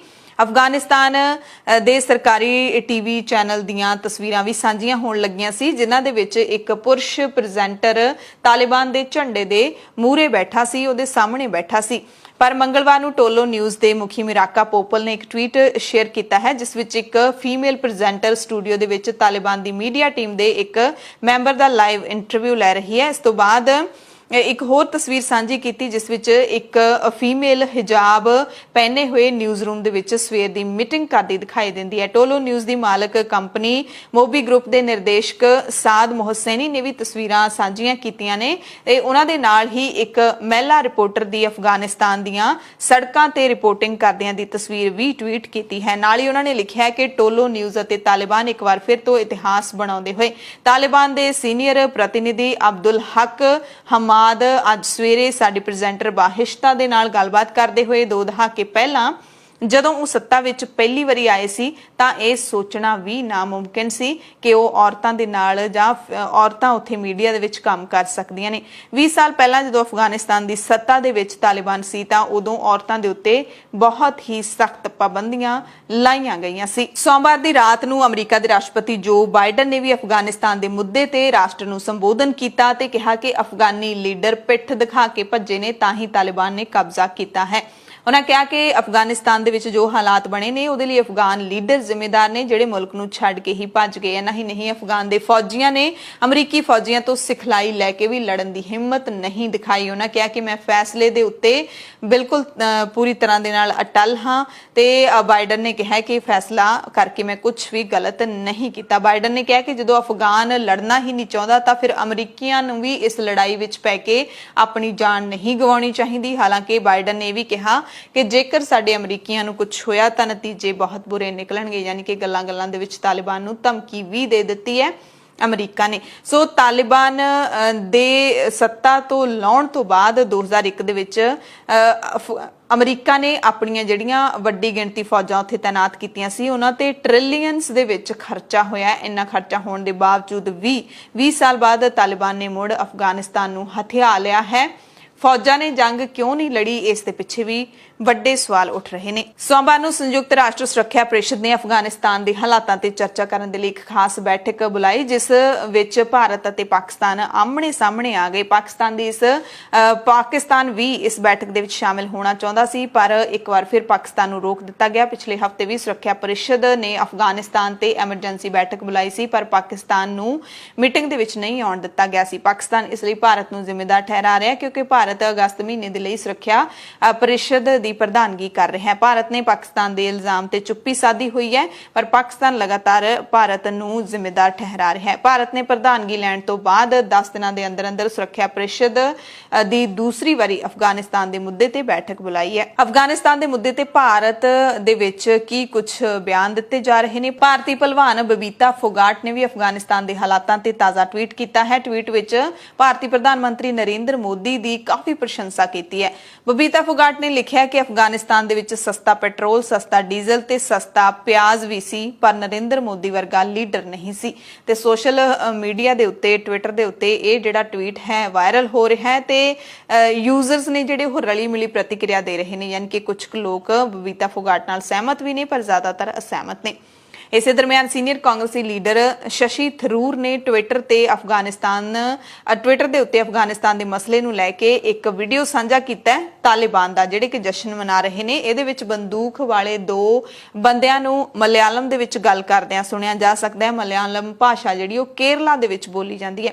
ਤੇ ਵੀਡੀਓ ਸਾਂਝਾ ਕਰਦਿਆਂ ਹੋਇਆਂ ਥਰੂਰ ਨੇ ਟਵੀਟ ਕੀਤਾ ਕਿ ਇੰਜ ਲੱਗਦਾ ਹੈ ਕਿ ਘੱਟੋ ਘੱਟ 2 ਮਲਿਆਲੀ ਤਾਲਿਬਾਨ ਅਫਗਾਨਿਸਤਾਨ ਦੇ ਵਿੱਚ ਹੈਗੇ ਨੇ ਤੇ ਇੱਕ ਸੰਸਾਰਿਕ ਕਿੱਟੇ ਮਲਾਇਲੀ ਸ਼ਬਦ ਬੋਲ ਰਿਹਾ ਹੈ, ਜਿਹੜਾ ਹੈ ਸੰਸਾਰਿਕ ਕਿੱਟੇ, ਤੇ ਦੂਸਰਾ ਵਿਅਕਤੀ ਉਸ ਸ਼ਬਦ ਨੂੰ ਸਮਝ ਵੀ ਰਿਹਾ ਹੈ। ਵੀਡੀਓ ਵਿੱਚ ਦੇਖਿਆ ਜਾ ਸਕਦਾ ਹੈ ਕਿ ਤਾਲਿਬਾਨ ਦਾ ਇੱਕ ਮੈਂਬਰ ਕਾਬੁਲ ਪਹੁੰਚਣ ਤੋਂ ਬਾਅਦ ਖੁਸ਼ੀ ਮਨਾ ਰਿਹਾ ਹੈ ਤੇ ਸ਼ਸ਼ੀ ਥਰੂਰ ਨੇ ਕਾਫੀ ਡੂੰਘੀ ਗੱਲ ਕਹੀ ਹੈ, ਯਾਨੀ ਕਿ ਇਹ ਜਿਹੜਾ ਸਿੱਧਾ ਇਸ਼ਾਰਾ ਇਸ ਗੱਲ ਵੱਲ ਜਾਂਦਾ ਹੈ ਕਿ ਕੇਰਲਾ ਦੇ ਜਿਹੜੇ ਕੁਝ ਨੌਜਵਾਨ ਹੈਗੇ ਨੇ ਉਹ ਤਾਲਿਬਾਨ ਦੇ ਵਿੱਚ ਸ਼ਾਮਿਲ ਨੇ। ਪਿਛਲੇ ਸਮੇਂ ਦੇ ਵਿੱਚ ਵੀ ਅਜਿਹੀਆਂ ਖਬਰਾਂ ਸਾਹਮਣੇ ਆਈਆਂ ਸੀ ਜਦੋਂ ਕੇਰਲਾ ਦੇ ਕੁਝ ਲੋਕ ਨੇ ਜਿਹੜੇ ਉਹ ਅਫਗਾਨਿਸਤਾਨ ਦੇ ਵਿੱਚ ਜਾ ਕੇ ਤਾਲਿਬਾਨ ਜੁਆਇਨ ਕਰ ਗਏ ਸੀ। ਹੁਣ ਪੰਜਾਬ ਦੀਆਂ ਖਬਰਾਂ ਦੇ ਵਿੱਚ ਸਭ ਤੋਂ ਪਹਿਲੀ ਖਬਰ ਸੁਖਬੀਰ ਸਿੰਘ ਬਾਦਲ ਦੇ ਐਲਾਨਾਂ ਦੇ ਨਾਲ ਹੀ ਜੁੜੀ ਹੋਈ ਹੈ। ਸੁਖਬੀਰ ਬਾਦਲ ਨੇ ਪਿਛਲੇ 4 ਸਾਲਾਂ ਦੇ ਦੌਰਾਨ ਕੈਪਟਨ ਅਮਰਿੰਦਰ ਸਿੰਘ ਦੀ ਕਾਰਗੁਜ਼ਾਰੀ ਤੇ 132 ਪੇਜਾਂ ਦੀ ਚਾਰਜ ਸ਼ੀਟ ਜਾਰੀ ਕੀਤੀ ਹੈ। ਸ਼੍ਰੋਮਣੀ ਅਕਾਲੀ ਦਲ ਦੇ ਪ੍ਰਧਾਨ ਸੁਖਬੀਰ ਸਿੰਘ ਬਾਦਲ ਨੇ ਇਸ ਚਾਰਜ ਸ਼ੀਟ ਦੇ ਵਿੱਚ ਪੰਜਾਬ ਦੇ ਕਈ ਮੌਜੂਦਾ ਮੰਤਰੀਆਂ ਦੇ ਨਾਮ ਦਾਖਲ ਕੀਤੇ ਨੇ, ਜਿਨ੍ਹਾਂ ਨੇ ਵੱਡੇ ਘੁਟਾਲੇ ਕੀਤੇ ਨੇ। ਸੁਖਬੀਰ ਨੇ ਕਿਹਾ ਕਿ ਪਿਛਲੇ 4 ਸਾਲਾਂ ਦੌਰਾਨ ਕੈਪਟਨ ਅਮਰਿੰਦਰ ਸਿੰਘ ਲੋਕਾਂ ਦੇ ਦੁੱਖ ਦਰਦ ਸੁਣਨ ਲਈ ਪੰਜਾਬ ਦੇ ਕਿਸੇ ਪਿੰਡ ਜਾਂ ਸ਼ਹਿਰ ਪਹੁੰਚੇ ਹੋਣੇ ਤਾਂ ਦੂਰ ਦੀ ਗੱਲ ਹੈ, ਆਪਣੇ ਘਰ ਤੋਂ ਦਫ਼ਤਰ ਤੱਕ ਵੀ ਨਹੀਂ ਗਏ ਹੈਗੇ। ਤੇ ਘੁਟਾਲਿਆਂ ਦੇ ਵਿੱਚ ਉਹਨਾਂ ਨੇ ਸਿਹਤ ਮੰਤਰੀ ਬਲਵੀਰ ਸਿੰਘ ਦਾ ਨਾਮ, ਸਾਧੂ ਸਿੰਘ ਧਰਮਸੋਤ, ਉਦਯੋਗ ਮੰਤਰੀ ਸੁੰਦਰ ਸ਼ਾਮ ਅਰੋੜਾ ਅਤੇ ਹੋਰ ਕਈ ਲੀਡਰਾਂ ਦੇ ਉੱਤੇ ਭ੍ਰਿਸ਼ਟਾਚਾਰ ਅਤੇ ਘਪਲਿਆਂ ਦੇ ਇਲਜ਼ਾਮ ਲਾਏ ਨੇ। ਬਾਦਲ ਨੇ ਕਿਹਾ ਕਿ ਅਕਾਲੀ ਦਲ ਤੇ ਬਸਪਾ ਦੀ ਗੱਠਜੋੜ ਦੀ ਸਰਕਾਰ ਆਏਗੀ ਤਾਂ ਇਹਨਾਂ ਸਾਰੇ ਮੰਤਰੀਆਂ ਨੂੰ ਅਸੀਂ ਜੇਲ੍ਹਾਂ ਦੇ ਵਿੱਚ ਡੱਕ ਦੇਵਾਂਗੇ। ਸੁਖਬੀਰ ਬਾਦਲ ਆਮ ਆਦਮੀ ਪਾਰਟੀ ਅਤੇ ਕਾਂਗਰਸ ਪਾਰਟੀ ਦੇ ਨਿਸ਼ਾਨਾ ਲਾਉਣਾ ਵੀ ਨਹੀਂ ਭੁੱਲੇ ਤੇ ਇੱਕ ਵੱਡੀ ਗੱਲ ਉਹਨਾਂ ਨੇ ਕਹੀ ਕਿ ਸਾਨੂੰ ਦਿੱਲੀ ਤੋਂ ਹੁਕਮ ਨਹੀਂ ਆਉਂਦੇ ਹੈਗੇ, ਕਿਉਂਕਿ ਇਹਨਾਂ ਦੋਨਾਂ ਪਾਰਟੀਆਂ ਦੇ ਤਾਂ ਆਕਾ ਦਿੱਲੀ ਦੇ ਵਿੱਚ ਬੈਠੇ ਨੇ, ਪਰ ਸਾਨੂੰ ਜਿਹੜਾ ਹੁਕਮ ਹੈ ਉਹ ਪੰਜਾਬ ਦੀ ਜਨਤਾ ਦਿੰਦੀ ਹੈ। ਅਤੇ ਉਹਨਾਂ ਨੇ ਇਹ ਵੀ ਜਿਹੜਾ ਵੱਡਾ ਐਲਾਨ ਕੀਤਾ ਸੁਖਬੀਰ ਬਾਦਲ ਨੇ ਕਿ ਮੈਂ ਜ਼ੀਰਾ ਤੋਂ ਇੱਕ ਆਪਣੀ ਯਾਤਰਾ ਸ਼ੁਰੂ ਕਰਨ ਜਾ ਰਿਹਾ। 100 ਅਸੈਂਬਲੀ ਹਲਕਿਆਂ ਦੀ ਇਹ ਯਾਤਰਾ ਹੋਵੇਗੀ ਤੇ 100 ਦਿਨ ਦੀ ਯਾਤਰਾ ਹੋਵੇਗੀ। ਇਸ ਯਾਤਰਾ ਦੇ ਵਿੱਚ ਪੰਜਾਬ ਦੇ ਹਰ ਹਲਕੇ ਦੇ ਲੋਕਾਂ ਤੋਂ ਫੀਡਬੈਕ ਲਈ ਜਾਏਗੀ ਤੇ ਲੋਕਾਂ ਦੀ ਸਲਾਹ ਦੇ ਮੁਤਾਬਿਕ ਹੀ ਅੱਗੇ ਦੀ ਰਣਨੀਤੀ ਹੈ ਜਿਹੜੀ ਵਿਕਾਸ ਵਾਸਤੇ ਉਹ ਪਾਰਟੀ ਬਣਾਵੇਗੀ। ਇਹ ਵੀ ਦਾਅਵਾ ਕੀਤਾ ਕਿ ਅਸੀਂ ਝੂਠੀਆਂ ਸੌਹਾਂ ਨਹੀਂ ਖਾਂਦੇ, ਝੂਠੀਆਂ ਸੌਹਾਂ ਖਾ ਕੇ ਵਿਕਾਸ ਦੀ ਗੱਲ ਨਹੀਂ ਕਰਦੇ, ਅਸੀਂ ਆਪਣੀ ਜ਼ੁਬਾਨ ਦੇ ਪੱਕੇ ਹਾਂ। ਇਸ ਮੌਕੇ ਸੁਖਬੀਰ ਬਾਦਲ ਨੇ ਇੱਕ ਵੈਬਸਾਈਟ ਜਿਹਦਾ ਨਾਮ ਹੈ ਗੱਲ ਪੰਜਾਬ ਦੀ ਅਤੇ ਇੱਕ ਫੋਨ ਨੰਬਰ ਵੀ ਜਾਰੀ ਕੀਤਾ ਜਿਸ ਤੇ ਤੁਸੀਂ ਮਿਸ ਕਾਲ ਕਰ ਸਕਦੇ ਹੋ। ਇੱਥੇ ਲੋਕ ਕਹਿੰਦੇ ਆਪਣੇ ਹਲਕੇ ਦੀ ਕੋਈ ਵੀ ਗੱਲ, ਕੋਈ ਵੀ ਮੁੱਦਾ ਰੱਖ ਸਕਦੇ ਨੇ। ਇਹ 2 ਮੰਚ ਨੇ ਜਿਹੜੇ ਅਸੀਂ ਤਿਆਰ ਕੀਤੇ ਨੇ। ਮੈਂ ਪੰਜਾਬੀਆਂ ਨੂੰ ਦੱਸਣਾ ਚਾਹਣਾ ਅੱਜ ਤੱਕ 10 ਸਾਲ ਹੋ ਗਏ ਦਿੱਲੀ ਵਿੱਚ ਲੋਕਪਾਲ ਨਹੀਂ ਬਣਾਇਆ, ਹਲੇ ਤੱਕ ਨਹੀਂ ਬਣਾਇਆ। ਇਹ ਜਿਹਾ ਇਨਸਾਨ ਹੈ ਜਿਹੜਾ ਕਹਿੰਦਾ ਕੁਛ ਹੈ ਕਰਦਾ ਕੁਛ ਹੈ। ਕੇਜਰੀਵਾਲ ਨੇ ਹੁਣ ਕੋਵਿਡ ਦੀ ਹਾਲਾਤ ਦੇਖੋ, ਕਿਵੇਂ ਦਿੱਲੀ ਵਿੱਚ ਲੋਕਾਂ ਨੂੰ ਆਕਸੀਜਨ ਸੀ, ਬੈੱਡ ਹੈ ਨਹੀਂ ਸੀ। ਆ ਤਾਂ ਦਿੱਲੀ ਗੁਰਦੁਆਰਾ ਪ੍ਰਬੰਧਕ ਕਮੇਟੀ ਦਾ ਬਹੁਤ ਵੱਡਾ ਯੋਗਦਾਨ ਹੈ ਜੋ ਲੜਾਈ ਲੜੀ, ਪਰ ਕੇਜਰੀਵਾਲ ਨਹੀਂ ਦਿਖਾਈ ਦਿੱਤਾ। ਅਖੀਰ ਵਿੱਚ ਉਹਨੇ ਹੱਥ ਖੜੇ ਕਰਕੇ ਸੈਂਟਰ ਦੀ ਸਰਕਾਰ ਦੇ ਕੋਲੇ ਹੱਥ ਖੜੇ ਕਰ ਦਿੱਤੇ। ਪੰਜਾਬੀਆਂ ਨੂੰ ਮੈਂ ਪੁੱਛਣਾ ਚਾਹਣਾ, ਤੁਹਾਡੀ ਇੱਕੋ ਇੱਕ ਆਪਣੀ ਪਾਰਟੀ ਸ਼੍ਰੋਮਣੀ ਅਕਾਲੀ ਦਲ ਹੈ। ਕੇਜਰੀਵਾਲ ਇੱਥੇ ਆਇਆ ਤੇ ਕਹਿਣ ਲੱਗਿਆ ਮੈਂ ਇੱਥੇ ਇੱਕ ਸਿੱਖ ਮੁੱਖ ਮੰਤਰੀ ਦਾ ਚਿਹਰਾ ਦਊਂਗਾ। ਮੈਂ ਕੇਜਰੀਵਾਲ ਨੂੰ ਪੁੱਛਣਾ ਚਾਹਣਾ, ਤੁਹਾਡੇ 4 ਜਾਂ 5 ਜਾਂ 6 MLA ਸਿੱਖ ਹੈ ਦਿੱਲੀ ਵਿੱਚ, ਇੱਕ ਮੰਤਰੀ ਨਹੀਂ ਬਣਾਇਆ ਤੁਸੀਂ। ਇੱਕ ਮੇਜਰ ਪੋਸਟ ਕਿਸੇ ਚੇਅਰਮੈਨ ਜਾਂ ਕੋਈ ਵੱਡੀ ਆਰਗੇਨਾਈਜੇਸ਼ਨ ਕਿਤੇ ਸਿੱਖ ਨੂੰ ਲੱਗਿਆ। ਝੂਠ ਤਾਂ ਜਿੰਨੇ ਮਰਜ਼ੀ ਬੋਲੀ ਜਾਓ, ਜਿੱਥੇ ਆਉਂਦੇ ਆ ਉੱਥੇ ਝੂਠ ਬੋਲ ਦਿੰਦੇ ਆ। ਸੋ ਅੱਜ ਜਿਹੜਾ ਮੈਂ ਅੱਜ ਤੁਹਾਡੇ ਕੋਲੇ ਆਇਆ ਹਾਂ। तो अपनी प्रेस कॉन्फ्रेंस ਦੇ ਵਿੱਚ ਸੁਖਬੀਰ ਬਾਦਲ ਅਰਵਿੰਦ ਕੇਜਰੀਵਾਲ ਤੇ ਨਿਸ਼ਾਨਾ ਲਾਉਣਾ ਵੀ ਨਹੀਂ ਭੁੱਲੇ, ਨਾ ਹੀ ਭਗਵੰਤ ਮਾਨ ਨੂੰ ਭੁੱਲੇ ਨੇ, ਨਾ ਹੀ ਕੈਪਟਨ ਅਮਰਿੰਦਰ ਸਿੰਘ। ਸਾਰਿਆਂ ਨੂੰ ਪੰਜਾਬੀਆਂ ਦੇ ਨਾਲ ਧੋਖਾ ਕਰਨ ਵਾਲੇ ਲੀਡਰ ਹੈ ਜਿਹੜਾ ਉਹ ਦੱਸਿਆ ਹੈ। ਭਗਵੰਤ ਮਾਨ ਦੀ ਜਿਹੜੀ ਸ਼ਰਾਬ ਪੀਣ ਵਾਲੀ ਲੱਤ ਹੈ ਉਸ ਤੇ ਨਿਸ਼ਾਨਾ ਲਾਇਆ ਹੈ। ਅਗਲੀ ਵੱਡੀ ਖਬਰ ਹੈ, ਕੇਂਦਰ ਸਰਕਾਰ ਨੇ 2 ਟੁਕ ਕਹਿ ਦਿੱਤਾ ਹੈ ਕਿ ਪੈਟਰੋਲ ਡੀਜ਼ਲ ਦੇ ਭਾਅ ਤੇ ਹਾਲੇ ਕੋਈ ਵੀ ਰਾਹਤ ਅਸੀਂ ਤੁਹਾਨੂੰ ਨਹੀਂ ਦੇ ਸਕਦੇ। ਵਿੱਤ ਮੰਤਰੀ ਨਿਰਮਲਾ ਸੀਤਾਰਮਨ ਨੇ ਕਿਹਾ ਹੈ ਕਿ ਜਿਹੜੀਆਂ ਪੈਟਰੋਲ ਤੇ ਡੀਜ਼ਲ ਦੇ ਭਾਅ ਹੈਗੇ ਨੇ, ਜਿਹੜੇ ਆਪਾਂ ਨੂੰ ਸਾਰਿਆਂ ਨੂੰ ਪਤਾ ਹੈ ਕਿ ਅਸਮਾਨ ਨੂੰ ਛੂਹਦੇ ਜਾ ਰਹੇ ਨੇ, ਸਭ ਤੋਂ ਉੱਚੇ ਪੱਧਰ ਤੇ ਹੁਣ ਤੱਕ ਦਾ ਰਿਕਾਰਡ ਪੱਧਰ ਉੱਥੇ ਤੱਕ ਪਹੁੰਚ ਗਏ ਨੇ, ਤਾਂ ਐਕਸਾਈਜ਼ ਡਿਊਟੀ ਦੇ ਵਿੱਚ ਕਟੌਤੀ ਕਰਨ ਤੋਂ ਕੇਂਦਰ ਸਰਕਾਰ ਨੇ ਸਿੱਧਾ ਜਵਾਬ ਦੇ ਦਿੱਤਾ ਹੈ। ਵਿੱਤ ਮੰਤਰੀ ਨੇ ਕਿਹਾ ਕਿ ਪਿਛਲੇ ਕੁਝ ਸਾਲਾਂ ਦੇ ਵਿੱਚ ਇਹਨਾਂ ਈਂਧਨਾਂ ਤੇ ਦਿੱਤੀ ਗਈ ਭਾਰੀ ਸਬਸਿਡੀ ਦੇ ਬਦਲੇ ਕੀਤੇ ਜਾ ਰਹੇ ਭੁਗਤਾਨ ਕਰਕੇ ਸਾਡੇ ਹੱਥ ਬੰਨੇ ਹੋਏ ਨੇ, ਸਰਕਾਰ ਕੰਗਾਲ ਹੋਈ ਹੈ। ਸੋ ਇਹ ਵਿੱਤ ਮੰਤਰੀ ਨੇ ਜਿਹੜਾ ਇਸ ਦਾ ਜ਼ਿੰਮਾ ਸਾਰਾ ਪਿਛਲੀ ਸਰਕਾਰ ਦੇ ਉੱਤੇ ਸੁੱਟ ਦਿੱਤਾ ਹੈ ਕਿ ਯੂਪੀਏ ਸਰਕਾਰ ਦੇ ਵੱਲੋਂ ਜਾਰੀ ਕੀਤੇ ਗਏ ਤੇਲ ਬੌਂਡਾਂ ਦੇ ਲਈ ਵਿਆਜ ਦੇ ਭੁਗਤਾਨਾਂ ਕਾਰਨ ਸਰਕਾਰੀ ਖਜ਼ਾਨੇ ਤੇ ਭਾਰੀ ਬੋਝ ਹੈ। ਹਾਲਾਂਕਿ 7ਵਾਂ ਸਾਲ ਤਾਂ ਮੋਦੀ ਸਰਕਾਰ ਨੂੰ ਵੀ ਹੋ ਗਿਆ।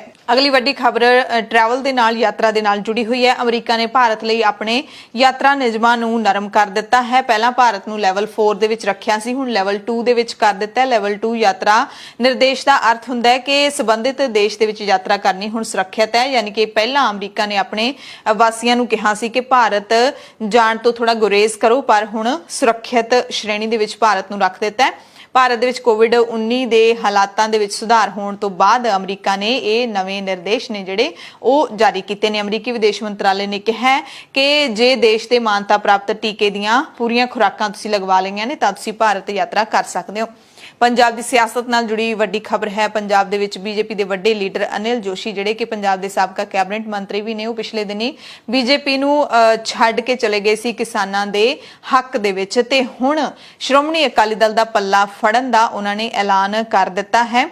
ਜੋਸ਼ੀ ਨੇ ਖੁਦ ਇਸ ਦੀ ਪੁਸ਼ਟੀ ਕੀਤੀ ਹੈ। ਉਹਨਾਂ ਨੇ ਕਿਹਾ ਕਿ ਬਿਨਾਂ ਸ਼ਰਤ ਮੈਂ ਸ਼੍ਰੋਮਣੀ ਅਕਾਲੀ ਦਲ ਵਿੱਚ ਸ਼ਾਮਿਲ ਹੋ ਰਿਹਾ, ਤੇ ਇਹ ਵੀ ਖਬਰਾਂ ਮਿਲ ਰਹੀਆਂ ਨੇ ਕਿ ਵਿਧਾਨ ਸਭਾ ਚੋਣਾਂ ਦੇ ਵਿੱਚ ਉਹਨਾਂ ਨੂੰ ਅੰਮ੍ਰਿਤਸਰ ਉੱਤਰੀ ਤੋਂ ਚੋਣ ਮੈਦਾਨ ਦੇ ਵਿੱਚ ਸ਼੍ਰੋਮਣੀ ਅਕਾਲੀ ਦਲ ਦੇ ਵੱਲੋਂ ਉਤਾਰਿਆ ਜਾ ਸਕਦਾ ਹੈ, ਕਿਉਂਕਿ ਜੋਸ਼ੀ 2 ਵਾਰੀ ਇਹ ਸੀਟ ਪਹਿਲਾਂ ਜਿੱਤ ਚੁੱਕੇ ਨੇ। ਪੰਜਾਬ ਕੈਬਨਿਟ ਦੀ ਅਗਲੀ ਬੈਠਕ 26 ਅਗਸਤ ਨੂੰ ਹੋਏਗੀ। ਮੁੱਖ ਮੰਤਰੀ ਕੈਪਟਨ ਅਮਰਿੰਦਰ ਸਿੰਘ ਦੀ ਪ੍ਰਧਾਨਗੀ ਦੇ ਵਿੱਚ ਵੀਡੀਓ ਕਾਨਫਰੰਸਿੰਗ ਦੇ ਰਾਹੀਂ ਇਹ ਬੈਠਕ ਹੋਵੇਗੀ। ਸੋਮਵਾਰ ਨੂੰ ਵੀ ਕੈਬਨਿਟ ਦੀ ਬੈਠਕ ਹੋਈ ਸੀ, ਜਿਸ ਵਿੱਚ ਅਹਿਮ ਫੈਸਲੇ ਲਏ ਗਏ ਨੇ। ਕਿਸਾਨਾਂ ਦੇ ਨਾਲ ਜੁੜੀ ਖਬਰ ਹੈ। ਸਿੰਘੂ ਬਾਰਡਰ ਤੋਂ ਕਿਸਾਨ ਲੀਡਰਾਂ ਨੇ ਜਾਣਕਾਰੀ ਦਿੱਤੀ ਹੈ ਕਿ ਸੰਯੁਕਤ ਕਿਸਾਨ ਮੋਰਚਾ ਆਉਣ ਵਾਲੀ 26 ਅਤੇ 27 ਅਗਸਤ ਨੂੰ ਦਿੱਲੀ ਵਿੱਚ ਇੱਕ ਆਲ ਇੰਡੀਆ ਕਨਵੈਨਸ਼ਨ ਦਾ ਆਯੋਜਨ ਕਰ ਰਿਹਾ ਹੈ, ਜਿਸ ਵਿੱਚ ਕਿਸਾਨਾਂ ਅਤੇ ਜਨਤਕ ਜਥੇਬੰਦੀਆਂ ਨੂੰ ਸ਼ਾਮਿਲ ਹੋਣ ਦਾ ਸੱਦਾ ਦਿੱਤਾ ਗਿਆ ਹੈ, ਤੇ ਪੂਰੇ ਭਾਰਤ ਤੋਂ ਸਾਨੂੰ ਬਹੁਤ ਹੀ ਹੁੰਗਾਰਾ ਮਿਲ ਰਿਹਾ ਹੈ, ਇਹ ਕਿਸਾਨਾਂ ਦਾ ਕਹਿਣਾ ਹੈ। ਤੇ ਇਸ ਸੰਮੇਲਨ ਦੇ ਵਿੱਚ ਭਾਰਤ ਦੇ ਸਾਰੇ ਸੂਬਿਆਂ ਤੇ ਕੇਂਦਰ ਸ਼ਾਸਿਤ ਪ੍ਰਦੇਸ਼ਾਂ ਦੇ ਪ੍ਰਤੀਨਿਧਾਂ ਦੀ ਮੌਜੂਦਗੀ ਹੈ ਜਿਹੜੀ ਉਹ ਦਿਖਾਈ ਦੇਵੇਗੀ। ਕਿਸਾਨ ਲੀਡਰਾਂ ਨੇ ਇਹ ਵੀ ਕਿਹਾ ਕਿ ਪੰਜਾਬ, ਹਰਿਆਣਾ ਤੇ ਉੱਤਰ ਪ੍ਰਦੇਸ਼ ਤੋਂ ਬਾਅਦ ਹੁਣ ਬੀਜੇਪੀ ਲੀਡਰਾਂ ਨੂੰ ਉੱਤਰਾਖੰਡ ਦੇ ਵਿੱਚ ਵੀ ਬਾਈਕਾਟ ਦਾ ਸਾਹਮਣਾ ਕਰਨਾ ਪੈ ਰਿਹਾ ਹੈ। ਬੀਜੇਪੀ ਸੰਸਦ ਮੈਂਬਰ ਅਜੇ ਭੱਟ ਨੂੰ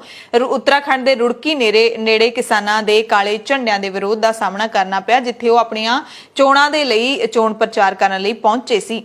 ਵਿਰੋਧ ਪ੍ਰਦਰਸ਼ਨ ਜਿਹੜੇ ਇਸੇ ਤਰ੍ਹਾਂ ਦੇ ਹੁੰਦੇ ਰਹਿਣਗੇ। ਪੰਜਾਬ, ਹਰਿਆਣਾ ਦੇ ਵਿੱਚ ਤਾਂ ਤਿੱਖੇ ਹੋ ਹੀ ਰਹੇ ਨੇ ਬੀਜੇਪੀ ਲੀਡਰਾਂ ਦੇ ਖਿਲਾਫ ਜਿਹੜੇ ਰੋਸ ਮੁਜ਼ਾਹਰੇ।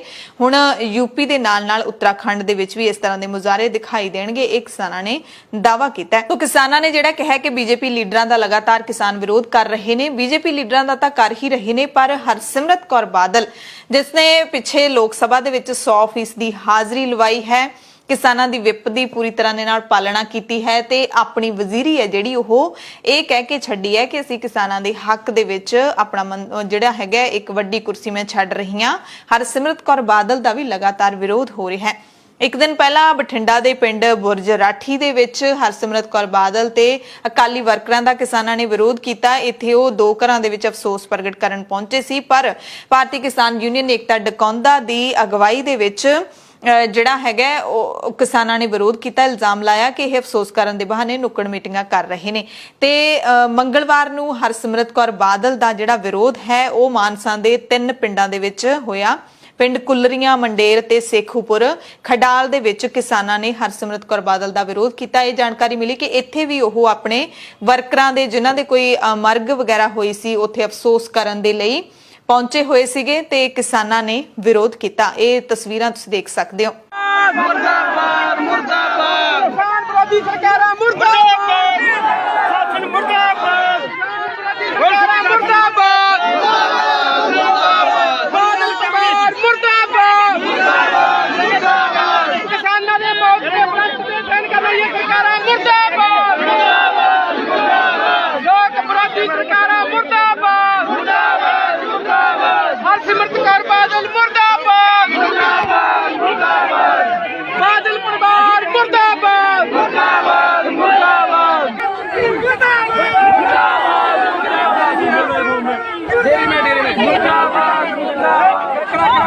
छेती बछेती आ जाओ करी डेरे में।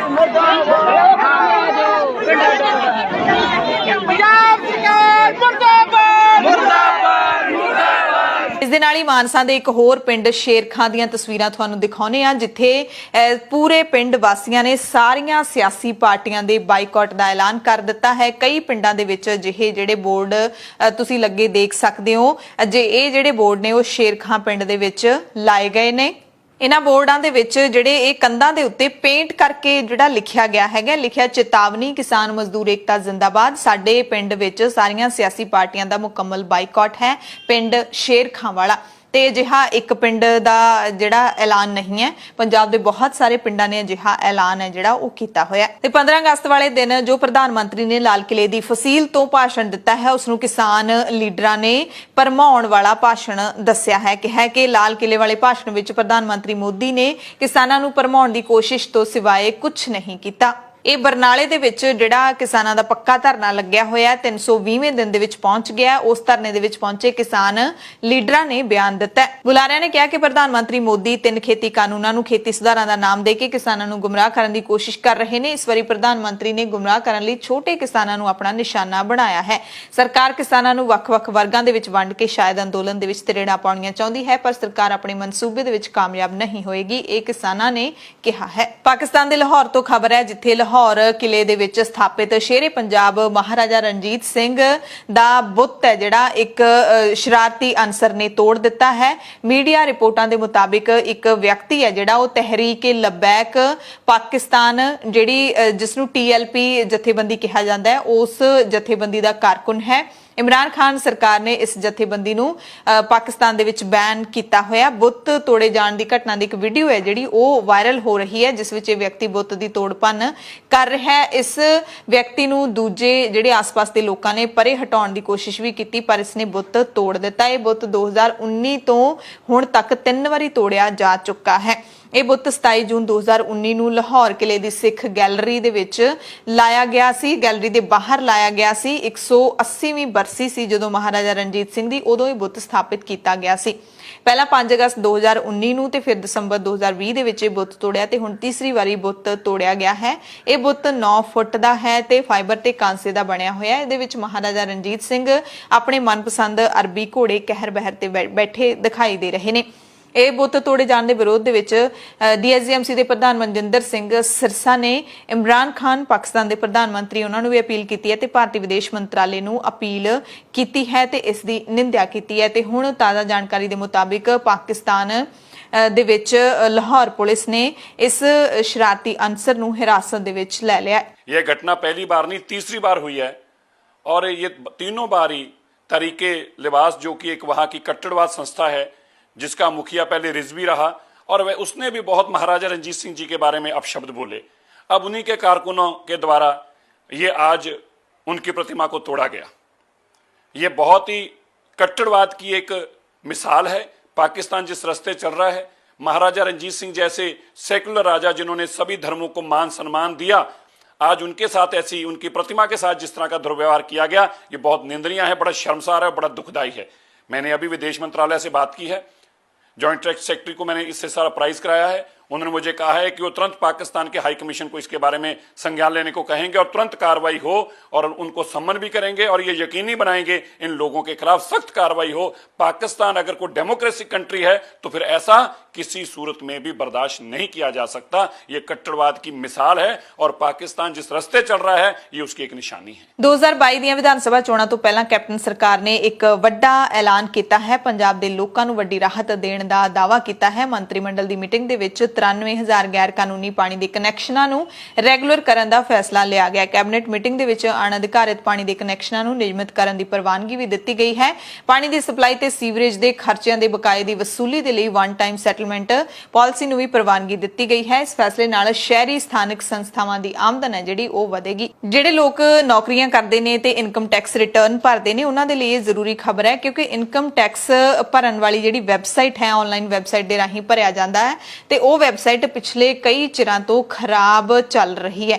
ਕੋਈ ਵੀ ਉਸ ਵੈਬਸਾਈਟ ਤੇ ਲੌਗਇਨ ਨਹੀਂ ਕਰ ਪਾਉਂਦਾ ਤੇ ਹੁਣ ਵਿੱਤ ਮੰਤਰੀ ਨਿਰਮਲਾ ਸੀਤਾਰਮਨ ਨੇ ਵੱਡਾ ਬਿਆਨ ਦਿੰਦੇ ਹੋਏ ਕਿਹਾ ਕਿ ਨਵੇਂ ਇਨਕਮ ਟੈਕਸ ਈ ਫਾਈਲਿੰਗ ਪੋਰਟਲ ਦੇ ਵਿੱਚ ਤਕਨੀਕੀ ਖਾਮੀਆਂ ਨੂੰ ਅਗਲੇ ਕੁਝ ਦਿਨਾਂ ਦੇ ਵਿੱਚ ਬਹੁਤ ਹੱਦ ਤੱਕ ਠੀਕ ਕਰ ਦਿੱਤਾ ਜਾਏਗਾ। ਇਸ ਮਾਮਲੇ ਤੇ ਇਨਫੋਸਿਸ ਲਗਾਤਾਰ ਧਿਆਨ ਦੇ ਰਹੀ ਹੈ। ਸ਼੍ਰੋਮਣੀ ਗੁਰਦੁਆਰਾ ਪ੍ਰਬੰਧਕ ਕਮੇਟੀ ਦੇ ਲਈ ਰਾਹਤ ਭਰੀ ਖਬਰ ਹੈ। ਕਮੇਟੀ ਨੂੰ ਆਮਦਨ ਕਰ ਸੈਕਸ਼ਨ 80G ਤਹਿਤ ਮਾਨਤਾ ਮਿਲ ਗਈ ਹੈ ਤੇ ਦਾਨ ਲੈਣ ਦੇ ਲਈ ਹੁਣ ਸੰਸਥਾ ਨੂੰ ਕਾਫੀ ਸੌਖ ਹੋ ਜਾਏਗੀ। ਸੇਵਾ ਕਾਰਜਾਂ ਦੇ ਲਈ ਦਾਨ ਦੇਣ ਵਾਲੇ ਸ਼ਰਧਾਲੂ ਹੁਣ ਸੈਕਸ਼ਨ 80G ਤਹਿਤ ਆਮਦਨ ਕਰ ਦੇ ਵਿੱਚ ਛੋਟ ਹਾਸਲ ਕਰ ਸਕਣਗੇ।